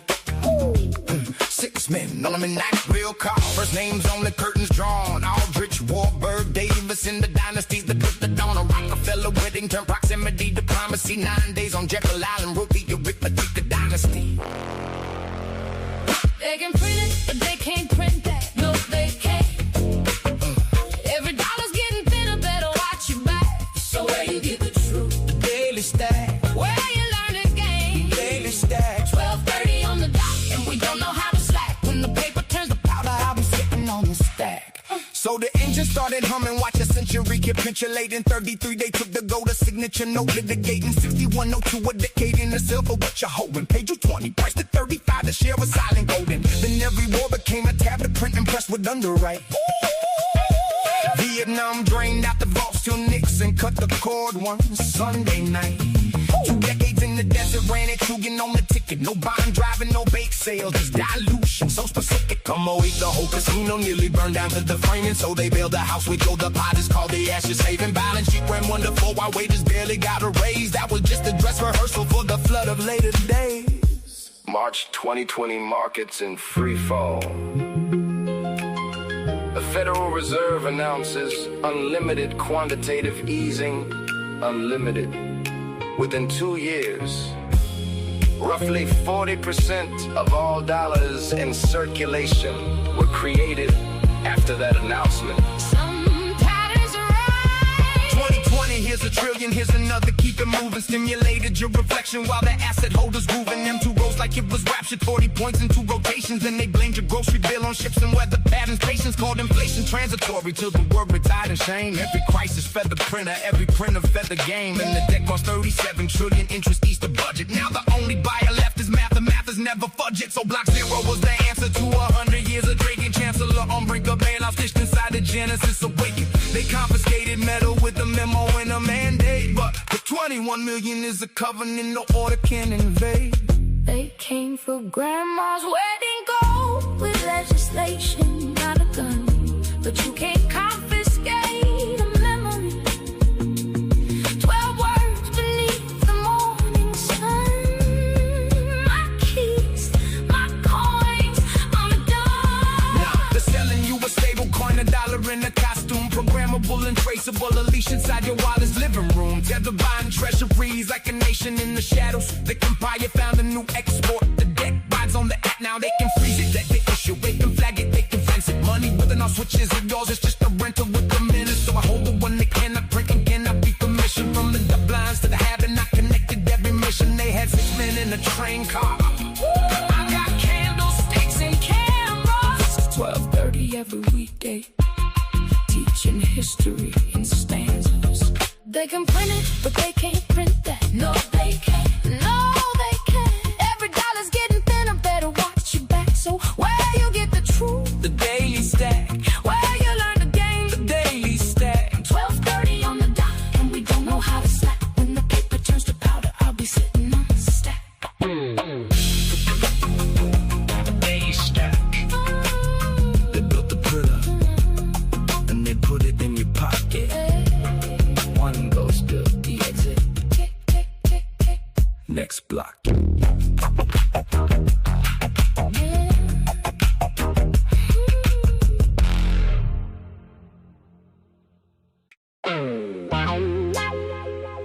April 1912. The richest ship ever built goes down, and the man who financed her never boards. 18 months later, the Federal Reserve is born. A century after that, the printing never sleeps.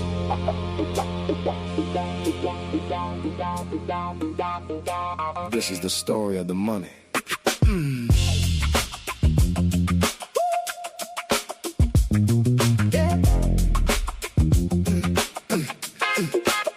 Yeah, the story goes the Gilded Age was printed on a manifest. A floating palace made in Voyage Morgan's grandest canvas yet. Asked the Guggenheim and Straits aboard her when she slipped the pier. And legend swears that everyone opposed the plan they shipped that year.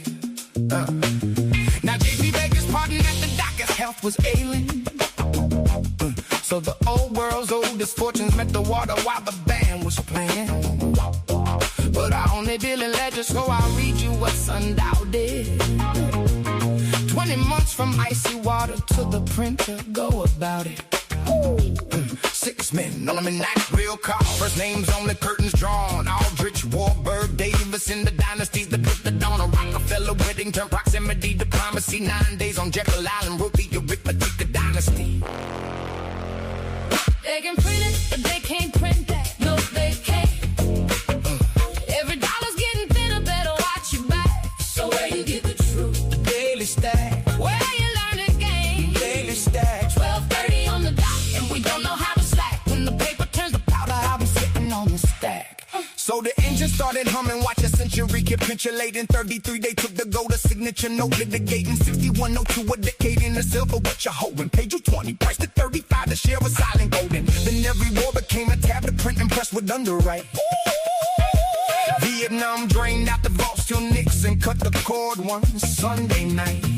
2 decades in the desert, ran it, Trugan on the ticket. No bond driving, no bake sales, just dilution, so specific. Come on, eat the whole casino, nearly burned down to the framing. So they built a house with gold deposits called the ashes haven. Balance sheet ran wonderful while wages barely got a raise. That was just a dress rehearsal for the flood of later days. March 2020 markets in free fall.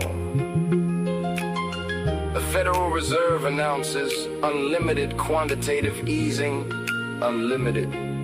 Within 2 years, roughly 40% of all dollars in circulation were created after that announcement. Some patterns are right. 2020, here's a trillion, here's another, keep it moving. Stimulated your reflection while the asset holders grooving. Them 2 rows like it was raptured, 40 points in 2 rotations. And they blamed your grocery bill on ships and weather patterns. Patience called inflation transitory till the world retired in shame. Every crisis fed the printer, every printer fed the game. And the deck cost 37 trillion, interest east the budget. Now the only buyer left is math, the math is never fudged. So block 0 was the answer to 100 years of Drake and Chancellor on brink of bailout, stitched inside the Genesis awakened. They confiscated metal with a memo and a mandate. But the 21 million is a covenant, no order can invade.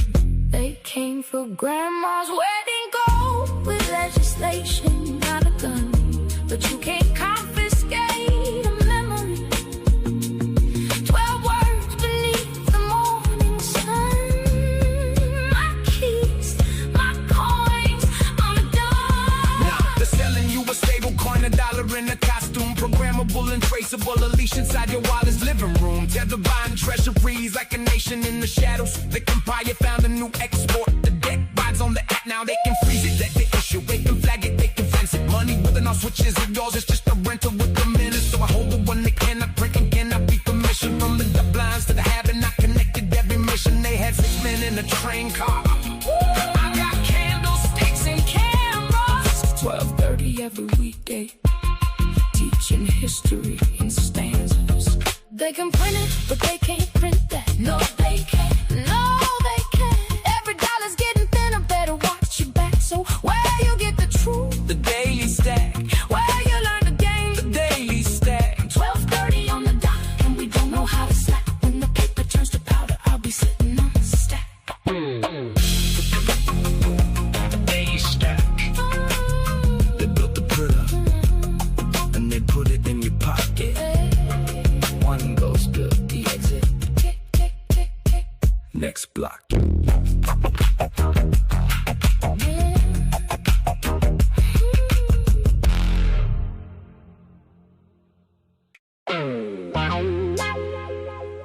April 1912. The richest ship ever built goes down, and the man who financed her never boards. 18 months later, the Federal Reserve is born. A century after that, the printing never sleeps.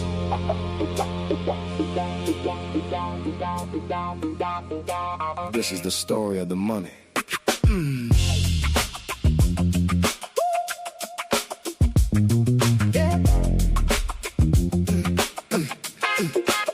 Yeah, the story goes the Gilded Age was printed on a manifest. A floating palace made in Voyage Morgan's grandest canvas, yeah. Asked the Guggenheim streets aboard her when she slipped the pier. And legend swears that everyone opposed the plan they shipped that year. Now JP begged his pardon at the dock, his health was ailing. So the old world's oldest fortunes met the water while the band was playing. But I only deal in legends, so I'll read you what sundial did. 20 months from icy water to the printer. Go about it.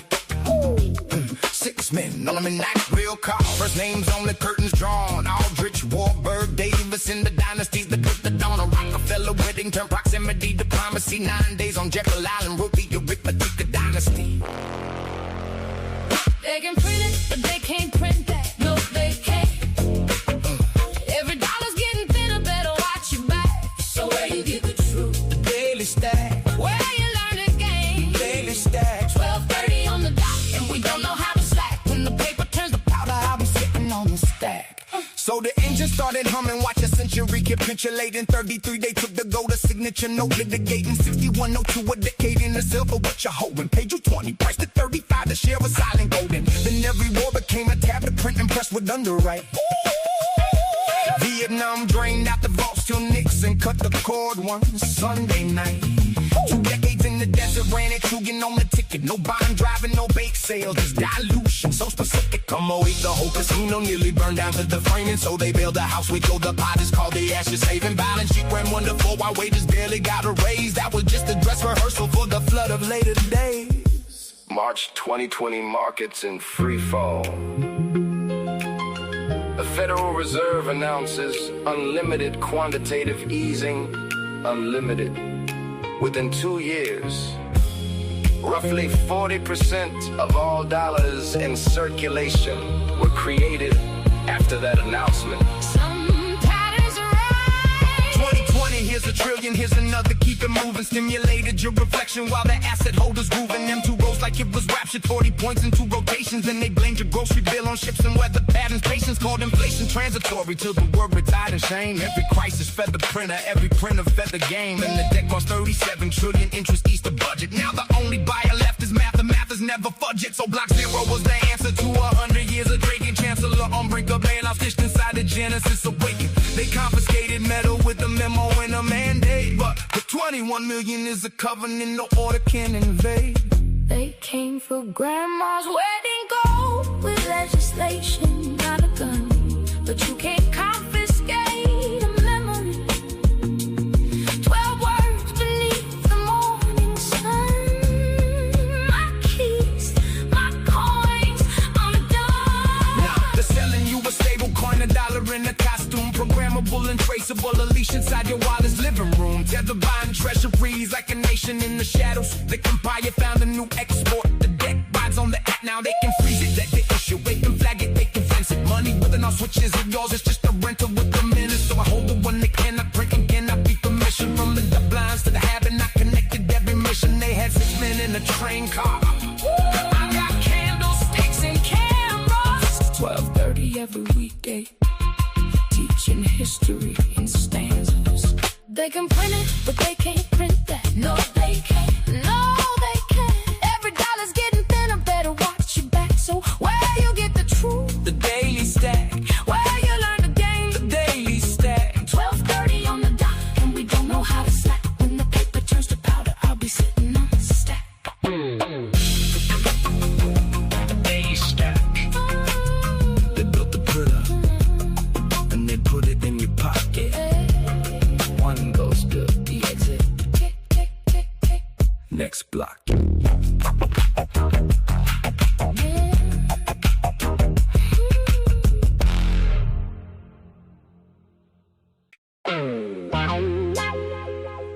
April 1912.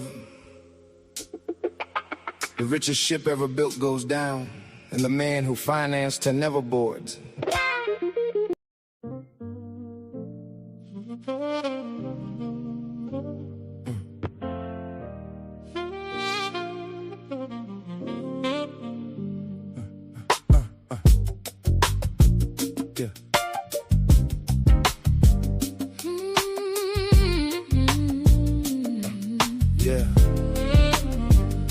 The story goes the Gilded Age was printed on the manifest. A floating palace, maiden voyage, Morgan's grandest canvas yet. Asked the Guggenheim and Straits of border when she slipped the pier. And legend swears that everyone opposed the plan they shipped that year. Yeah. Now JP begged his pardon that the dock his help was ailing. So the old world's oldest fortunes met the water while the band was playing. Yeah. But I only deal in ledgers, so I read you what's undoubted. 20 months from icy water to the printer. Go about it. 6 men on a midnight rail car. First names only, curtains drawn. Aldrich, Warburg, Davis, and the dynasties that built the dawn. 9 days on an island, wrote the rules for every dollar after.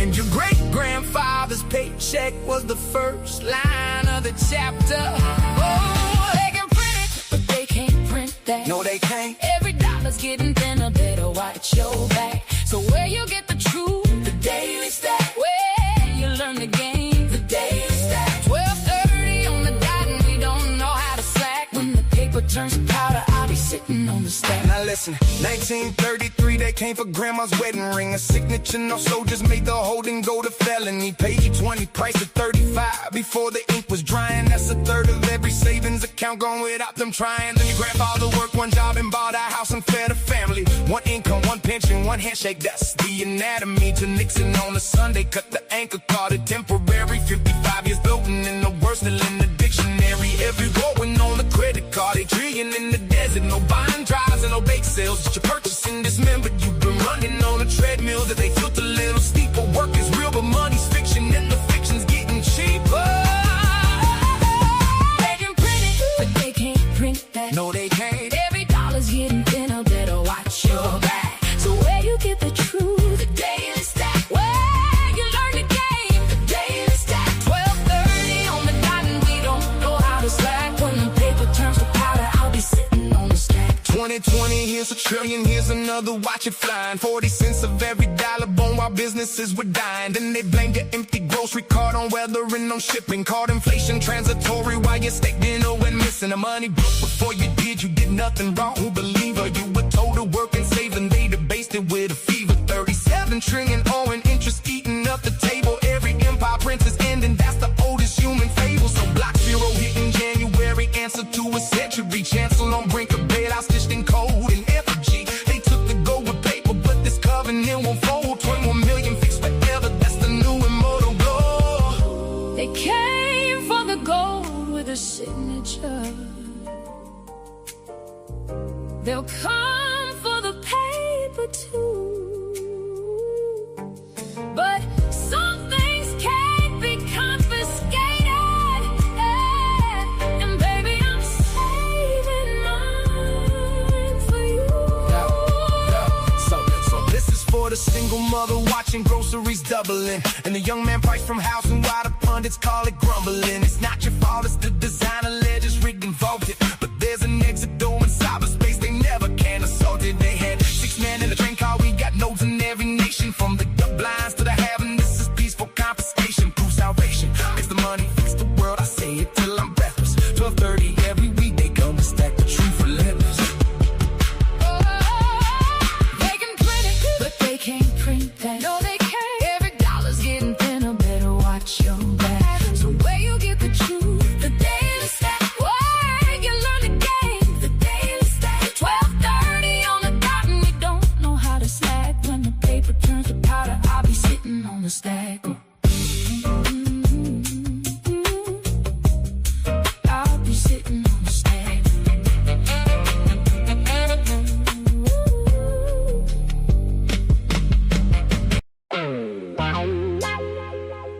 April 1912.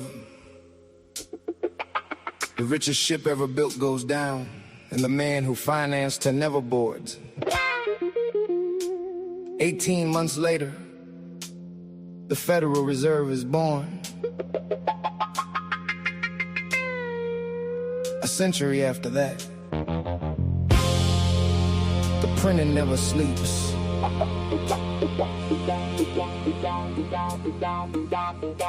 This is the story of the money.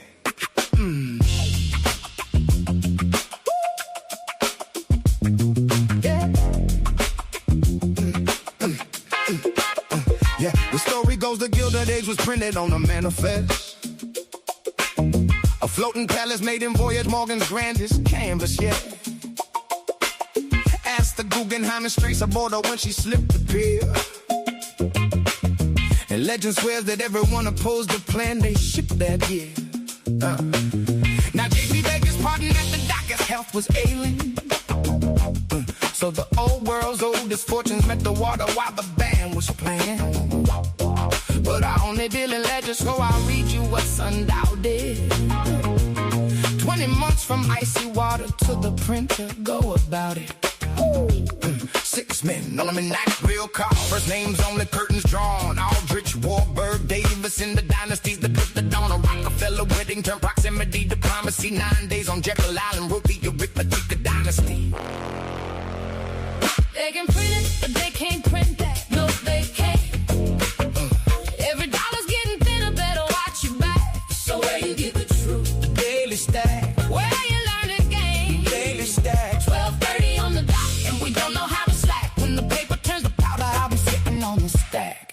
So the engine started humming, watch a century capitulating. 33 they took the gold, a signature note litigating. 6102 a decade in the silver, what you holding? Page 20, price to 35, the share of silent golden. Then every war became a tab, the printing press would underwrite. Vietnam drained out the vaults till Nixon cut the cord one Sunday night. 2 decades in the desert, ran it, Trugan on the ticket. No buying, driving, no bake sales, it's dilution, so specific. Come on, eat the whole casino, nearly burned down to the framing. So they built a house with Joe, the pot is called the ashes saving. Balance sheet ran wonderful, while wages barely got a raise. That was just a dress rehearsal for the flood of later days. March 2020 markets in free fall. The Federal Reserve announces unlimited quantitative easing, unlimited. Within 2 years, roughly 40% of all dollars in circulation were created after that announcement. Some patterns are right. 2020, here's a trillion, here's another, keep it moving. Stimulated your reflection while the asset holders grooving. Them 2 rows like it was raptured, 40 points in 2 rotations. Then they blamed your grocery bill on ships and weather patterns. Patience called inflation transitory till the world retired in shame. Every crisis fed the printer, every printer fed the game. And the debt cost 37 trillion, interest east the budget. Now the only buyer left is math, the math is never fudge it. So block 0 was the answer to 100 years of drinking. Chancellor on brink of bailout, stitched inside the Genesis awakened. They confiscated metal with a memo and a mandate. But the 21 million is a covenant, no order can invade. They came for grandma's wedding gold with legislation, not a gun. But you can't confiscate a memory. 12 words beneath the morning sun. My keys, my coins on the door. They're selling you a stable coin, $1 in a costume, programmable and traceable. A leash inside your wallet's living room. Tether buying treasuries like a nation in the shadows. The empire found a new export. The deck rides on the app now. They can freeze it, that they issue. They can flag it, they can fence it. Money with enough switches of yours. It's just a rental with the minutes. So I hold the one that cannot print and cannot be commissioned. From the blinds to the habit, I connected every mission. They had 6 men in a train car. I got candlesticks and cameras. 12:30 every weekday, teaching history in stanzas.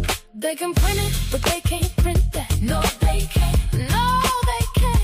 Every dollar's getting thinner, better watch your back. So where you get the truth? The Daily Stack.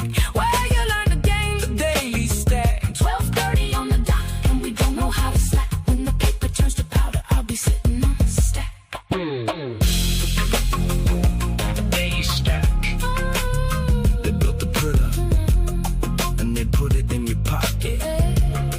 One goes to the exit. Next block.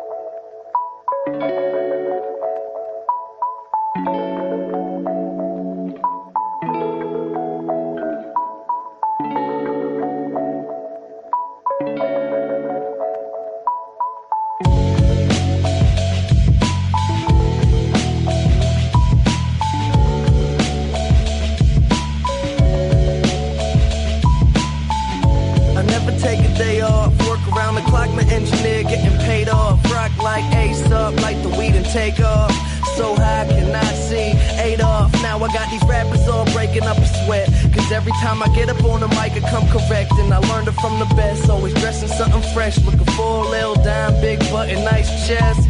Yes, they heard I used to rock guests, but now I'm rocking clothes that ain't in the stores yet. Travel back in time, I'm in a vortex, trying to make it work out, think I need more reps.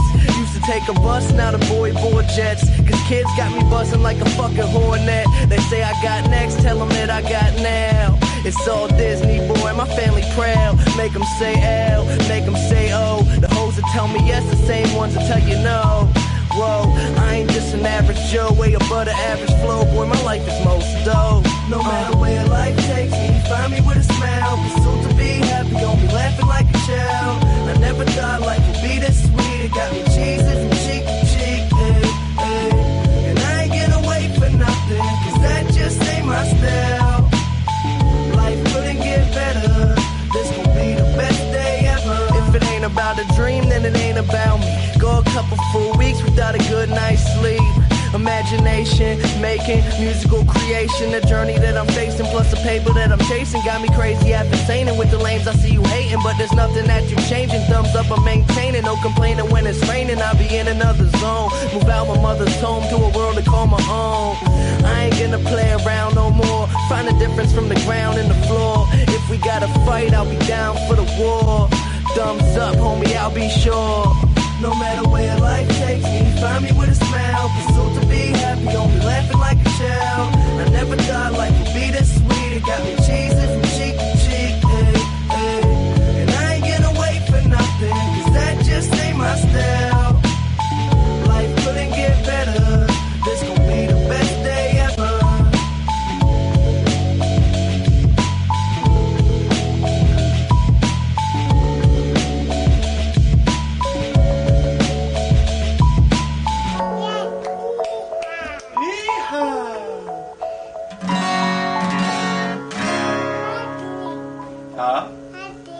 Sing? Okay. Let me see.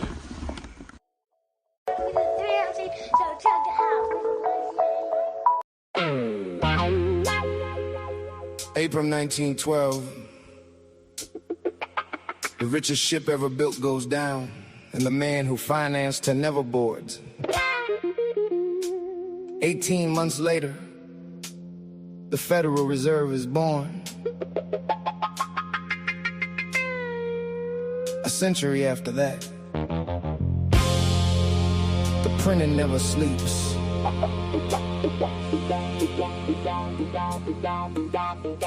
This is the story of the money.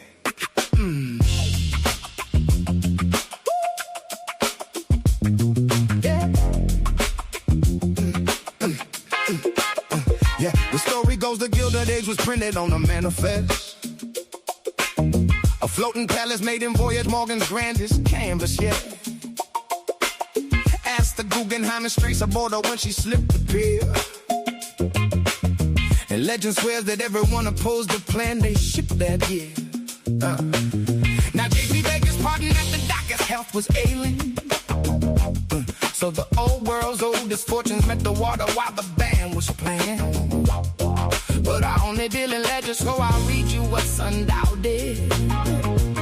20 months from icy water to the printer, go about it. 6 men on a midnight real car. First names on the curtains drawn. Aldrich, Warburg, Davis in the dynasties that put the dawn. A Rockefeller, Whittington, proximity, diplomacy. 9 days on Jekyll Island, wrote the arithmetic, the dynasty. They can print it, but they can't print that. No, they can't. Every dollar's getting thinner, better watch your back.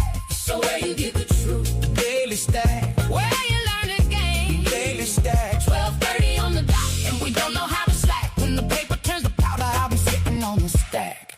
So the engine started humming, watch a century capitulate. In 33 they took the gold, a signature note litigating. 6102 a decade in the silver, what you holding? Paid you 20, priced at 35, the share was silent golden. Then every war became a tablet print and press would underwrite. The grave. Now I'm drained out the vaults till Nixon cut the cord one Sunday night. 2 decades in the desert, ran it, Trugan on the ticket. No bond driving, no bake sales, just dilution, so specific. Come on, eat the whole casino, nearly burned down to the framing. So they build a house with gold deposits called the ashes saving. Balance sheet ran wonderful while wages barely got a raise. That was just a dress rehearsal for the flood of later days. March 2020 markets in free fall.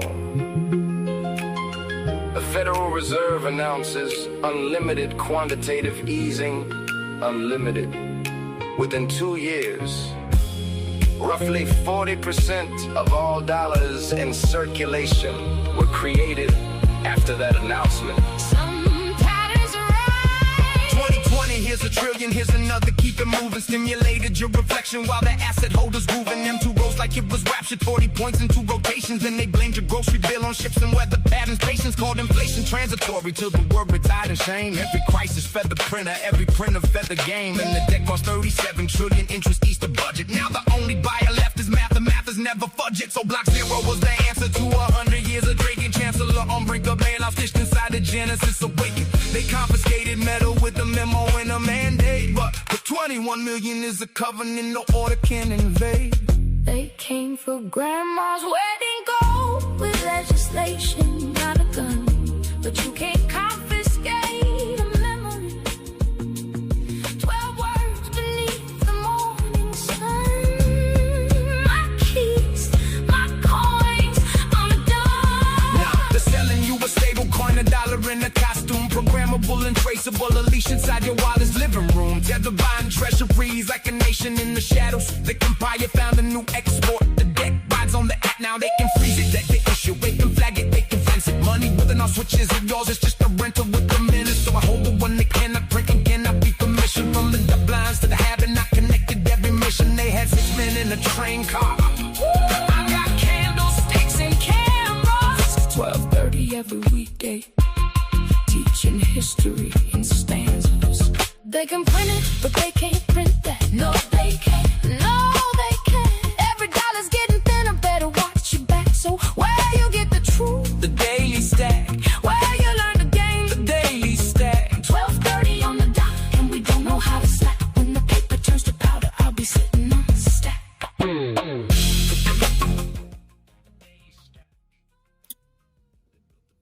Ladies and gentlemen, let me get this off the screen and bring the real one in here. Just 1 second. We're not the most technical podcast. Here we go. Do a little bit of this and a little bit of that, and we're back. Hey. Welcome back. How was your 4th of July? Oh, it was great. Just went to staycation and here in Phoenix. Luckily, I don't know. It's I feel very lucky sometimes because whenever I book a staycation and there's clouds all over Phoenix, which never usually happens. So it's like, whoa, that's good. Yeah, well, we had quite the opposite. In New York, it was about 100 degrees in the shade. I think it got up to like 110 in the heat, and I guess in the sun. And we just cooled off, thankfully. We had a thunderstorm, and now I think it's like 66 to 70 degrees. And so I needed it. I'm a little bigger guy, and so it's that heat gets to you, real quick. So it gets to you. And the markets did feel like they were heating up, then they came back down. I haven't checked, and I've been podcasting for the last 3 hours, so it always ruins my portfolio when I can't take a look. But how are we looking right now on the SPY? I know we wanted to touch on today Robinhood, which has been talked about quite a bit. We just had Jody Saylor on. He absolutely loves it. We'll talk through like the Trump accounts, what that means. There's rumors of an adult Trump account too. Now this is this invisible stimulus, as I'm calling it. Right. People are kind of blind to it, but I'm happy. I got a kid too. Missed the cutoff for the 1,000, but as I mentioned on the last podcast, you can still, as a parent, put $5,000 a year tax free. I say that in quotes because I think there was some stipulations that ask your accountants about, but there is still room to play if you missed it like I did. But let's get into it. What's the general consensus? We had literal fireworks happen on the 4th of July. People are coming back now into session. How are we looking on the SPY? I'll pull up your charts. Let me pull up my chart. Yeah. I think my chart. Okay. So on SPY, I'm really liking this chart in the sense that, like we are trusting against that upper trend line here, which we have not broken out yet. Yesterday we closed right on it. It was very interesting because we did go higher. Give me one moment. I think my TV is on or something. And it's like that could be me with the music. No, I took that down. No. I think it's mine. I was watching soccer. Let's give a quick shout out to Messi and the Argentina gang. Oh my God, the last 15 minutes were just insane. I sadly was on the podcast and I missed this one, which we needed. But yeah, World Cup's been fun. It's been good. Do they have games in LA? I know it's Seattle. Last night was Seattle. That was the last game in Seattle. I think this is the last round of 16. I think that's being played later today, and after that, it's like chill. Yeah, then it'll get. I think it'll get interesting. Who's your pick before we finish off with the get into the stocks? I was going after France. Yeah. That seems to be the consensus. It's crazy. The last thing I'll say on it is you watch all these games, and then you watch the U.S. play last night, and you're like, fucking open the gates, bring people in from the outside the world. Right? What the hell happened last night? Like a JV team, unfortunately. But let's make some money. All right, so back to the SPY. All right, so here, so this is what I'm seeing in SPY. Usually, I was hoping we closed above the trend line yesterday, but then we closed right on it, and then today we had a gap down. Went right back to the 9 EMA on the daily, held it. Now we're kind of making a hammer candle. Also, like you can also think about that as a higher low kind of situation. Whenever I see a setup like this in a bull market that we are in, especially going into a very bullish seasonality into July, usually this upper trend line breaks and we see all-time highs come up in about 7 to 10 trading sessions. That's how I see it happening.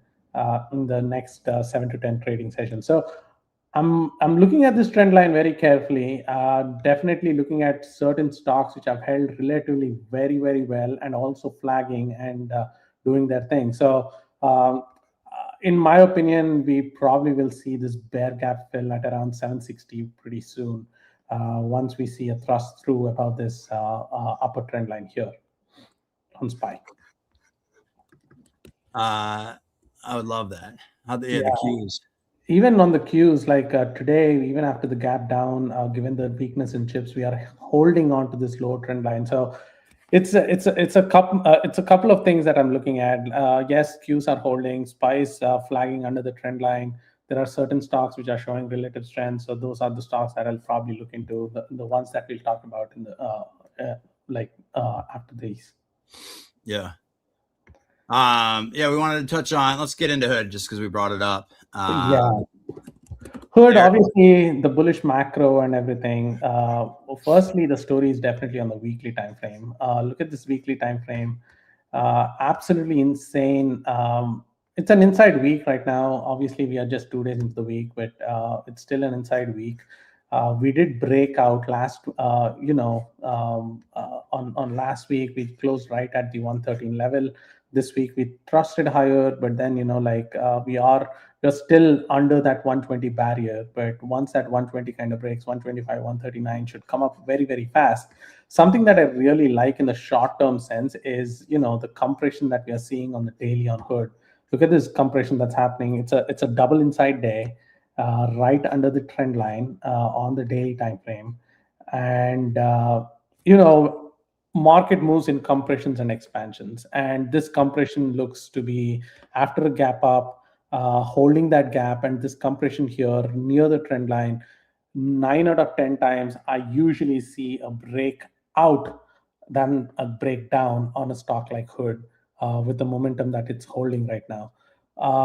So couple this with SPY and Hood holding onto its levels and creating that compression, creating that relative strength. I think Hood has a good chance to break that 120 this week. If that 120 breaks, you have 130.50 come up very, very fast on Hood. So 125, 130. So Like I would say like 120 calls on weekly, that's a great play. Pretty cheap, but if it starts to run, it can go from 1.5 to all the way up to like $5. If it goes to 128 to 130, it's almost $10. So there's a great risk reward play on Hood this week. So I'm looking out for some stocks that are cheaper on the premiums than something that is expensive like MU, SNDK, etc. Obviously, they do move, but then even if the stock is up 2% overnight, you're definitely not getting enough on the options anyway. So I would rather select better plays like Walmart, Hood, or something like that than look for something like MUS and DK per se. Yeah. Walmart's been popping up quite a bit. I know we didn't put that as one of the ones we wanted to touch on, but since you brought it up and Joey was talking about it, I think Jody and Joey were both talking about it. We can, and we'll get to RIVN too. Someone was saying RIVN looks ready. We were talking about that yesterday. So we initially had 2 or 3 stocks we were going to touch on, and now it's turning into 10. But I'll try to be as quick as I can, whatever we do. Yeah, I mean, we did have a gap up. I think Trump tweeted yesterday about Walmart being one of the greatest American companies. They are going to reduce their beef and things like that. It did hit that 9 EMA. I'm hoping for it to hit that 115 zone this week with the gap up and go kind of situation and capturing the 9 EMA. Right now, it's a reject. I mean, this is a great defensive play if you're seeing money rotate out into the market into into defensive plays. I think Walmart is one of the things that you want to look for. Something that also is a catalyst for Walmart this week is also the comp sales from Costco that's going to come up. That's a great indicator for a pop in these retail segment as well. So keep an eye out for those 2 catalysts. Is that Costco earnings or? No, just comp sales. They release that every month, kind of thing. So I think they are going to release it this Wednesday, which is tomorrow. We could either do Meta or DELL next. I wanted to touch on those. We can do DELL. DELL is something that I really like right now. Look at that compression that's happening. Gap up, compression, Trump behind it. It's been rejecting that trend line again, an inside day. Looking absolutely massive, actually. Like I'm looking for that peekaboo kind of setup here for a break above that 425, 427 zone.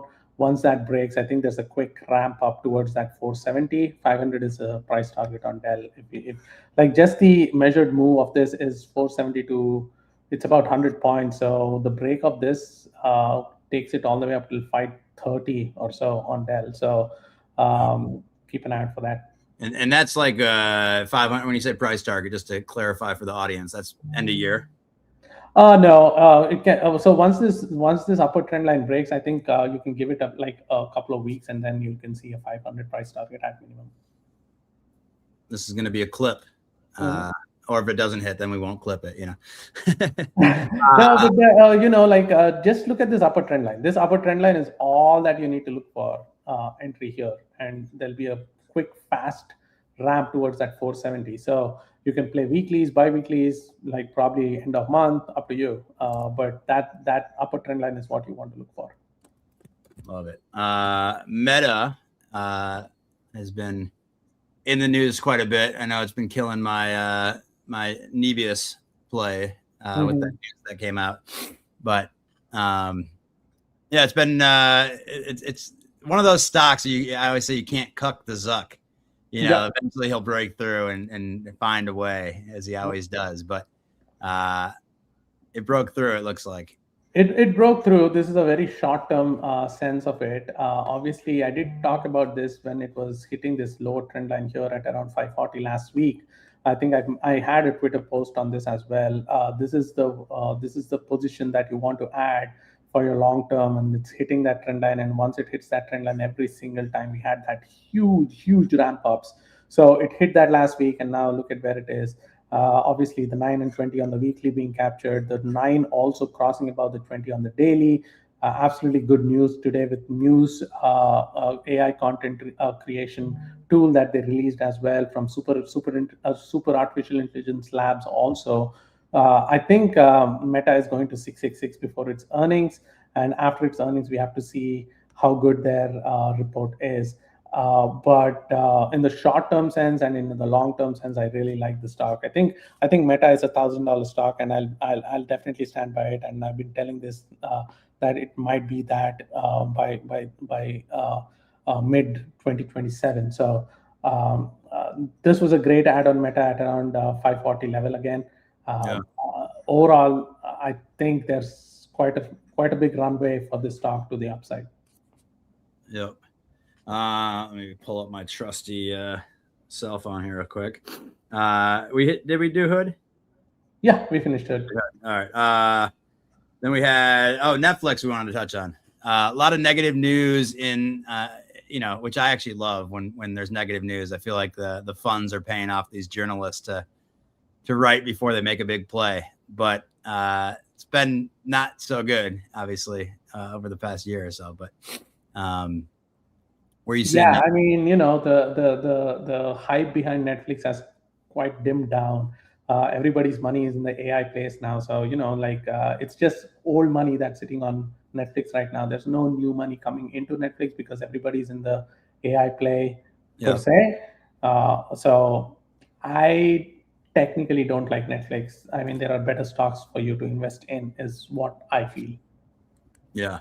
And Renato, who is one of our super fans, I'll call him, who also was making comments about my wife in the background, Renato. But we got to give some love to ourselves and obviously follow Sniper. But since he posted it, we need to smash the like button, retweet. We're trying to give the gold of Sniper to the people. So make sure you guys are retweeting. Other people know what's going on here in the space. And then I do want to get to, let's see here. Ouster was one that my friend wanted to see. OUST. That was one I think I shared that with you. I definitely shared it with other people. That was a quote semi mini monster who's been on a run since we've I guess it's come down a bit here now. Oh, I've not played this at all in the recent past. So it's not one that I'll tell you to like. It wasn't like my DELL call. But this one is interesting. There's now rumors of them getting into the robotic space, which initially was not, but they're kind of like the eyes to AI, overall. But I would be willing to buy this one at around 35. 35? Yeah.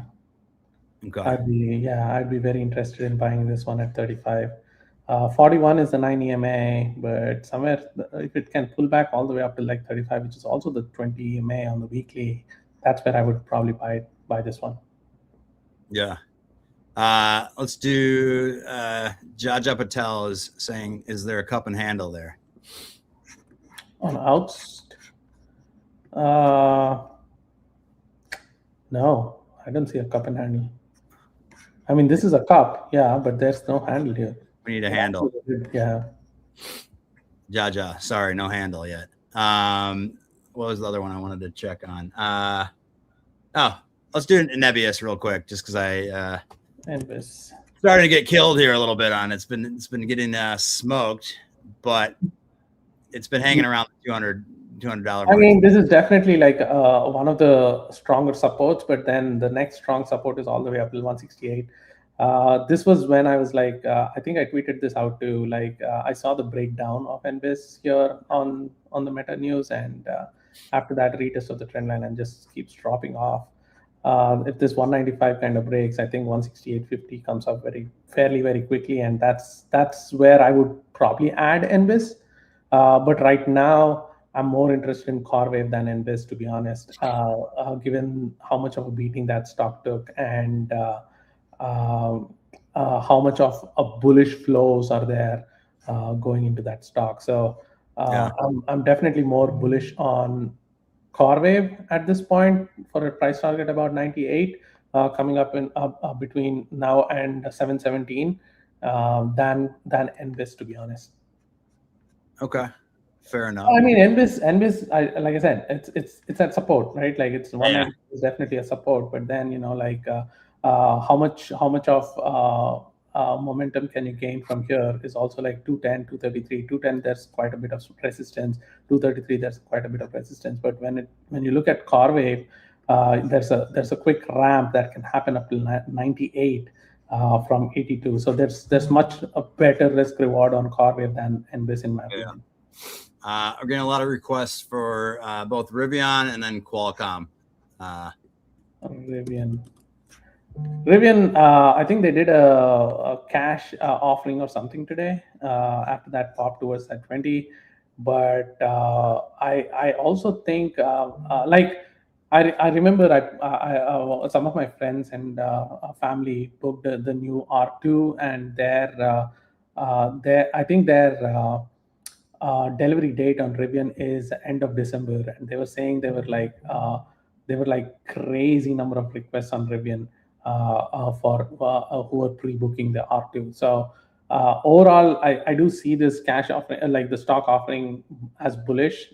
Tesla did it too when it was ramping up Model 3, and they did it again in 2021, again in 2020. I think in 2021, again in 2023. So it's I think getting cash in hand for a manufacturing stock like Rivian, I think it's a great deal. Also, like I've been thinking, I know their software hardware integration is also unique because I remember talking to someone recently and they telling me Amazon has been having troubles with Rivian partnership because Amazon wants their data to be given to them. But Rivian is like, nope, nothing doing. We are going to own all that data that we are going to hold for our car. So there's some kind of friction between Rivian and Amazon that's going on with respect to their partnership. But overall, I think Rivian is a great company if you can hold for the next 5 years. Yeah, I remember you saying you liked it over the next couple of years. They 27%, I want to say, of their revenue now is from software. Mm-hmm. We just went through them yesterday. And then the R2 is starting to get released. And as we were talking about them, I walked outside and boom, Rivian. And I was like, maybe this is a sign here from the stock gods. Qualcomm was another request. And then we can do maybe one more if anyone else in the audience has a company. Nothing that I can say about Qualcomm right now. I mean, it has no structure to it. Nothing really stands out to me to play it. Is it a great stock to own? I believe so. I think they're executing pretty well. But also, I've heard something around how Dell has lost about 1 to 2 months of runway just because they partnered with Qualcomm over AMD or NVIDIA, and they're kind of pissed about Qualcomm. So, I mean, I don't know how well their execution is, but overall, I think it's one of those chip stocks which runs absolutely wild on some kind of news that it likes. I mean, there's so much bullish news on Qualcomm, honestly speaking. But right now, there's no structure to it to play. Yeah, that's what I noticed. That when the bullish news is out, it goes down. When there's shit news, it goes up. These funds are creative with their payments to journalists, I think. We had a few others. I don't know how much time you got left here, but Oracle, Micron, and SMH.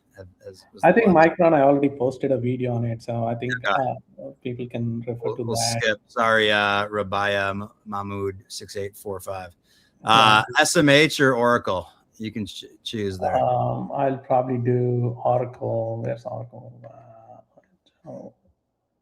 Let me just put that thing in. Okay, there we go. Oracle, I think it's a great ad at these prices. These are the levels that I see. I think you may have frozen here. We'll never know what Oracle is going to do now. I'll give him a second here to see if he pops back up.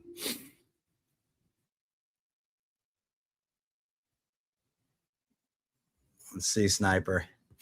I'm just the host, guys. Sorry. We'll hang tight for a few more seconds. If not, I will see if we can get him to post, or I'll ask him on Oracle. Yeah. Oracle is a mystery. That is true. No one will ever know where Oracle goes here. 10 seconds, and if not, then we'll call it a day. I've been podcasting since 12:30. Oh, yeah, he's gone. All right, guys. Sorry to end on that note, but we will be back here tomorrow at 12:30. Let me see who we got on the calendar. AI news. So if you guys are AI folks, we start tomorrow, Wednesday. We bring in Jordan Herbs. We got Jake Lewis as well, who's coming on. Really strong AI. I'm going to be flying, so you'll get Jody and crew there. And then Thursday, we got some good guests as well. So appreciate everyone listening. And yeah, definitely give us a follow. Make sure to follow Problem Sniper. He's one of the best out there on Twitter, is definitely. And follow us at Daily Stack HQ. And we'll be back here tomorrow at 12:30. Appreciate everyone listening, and thanks.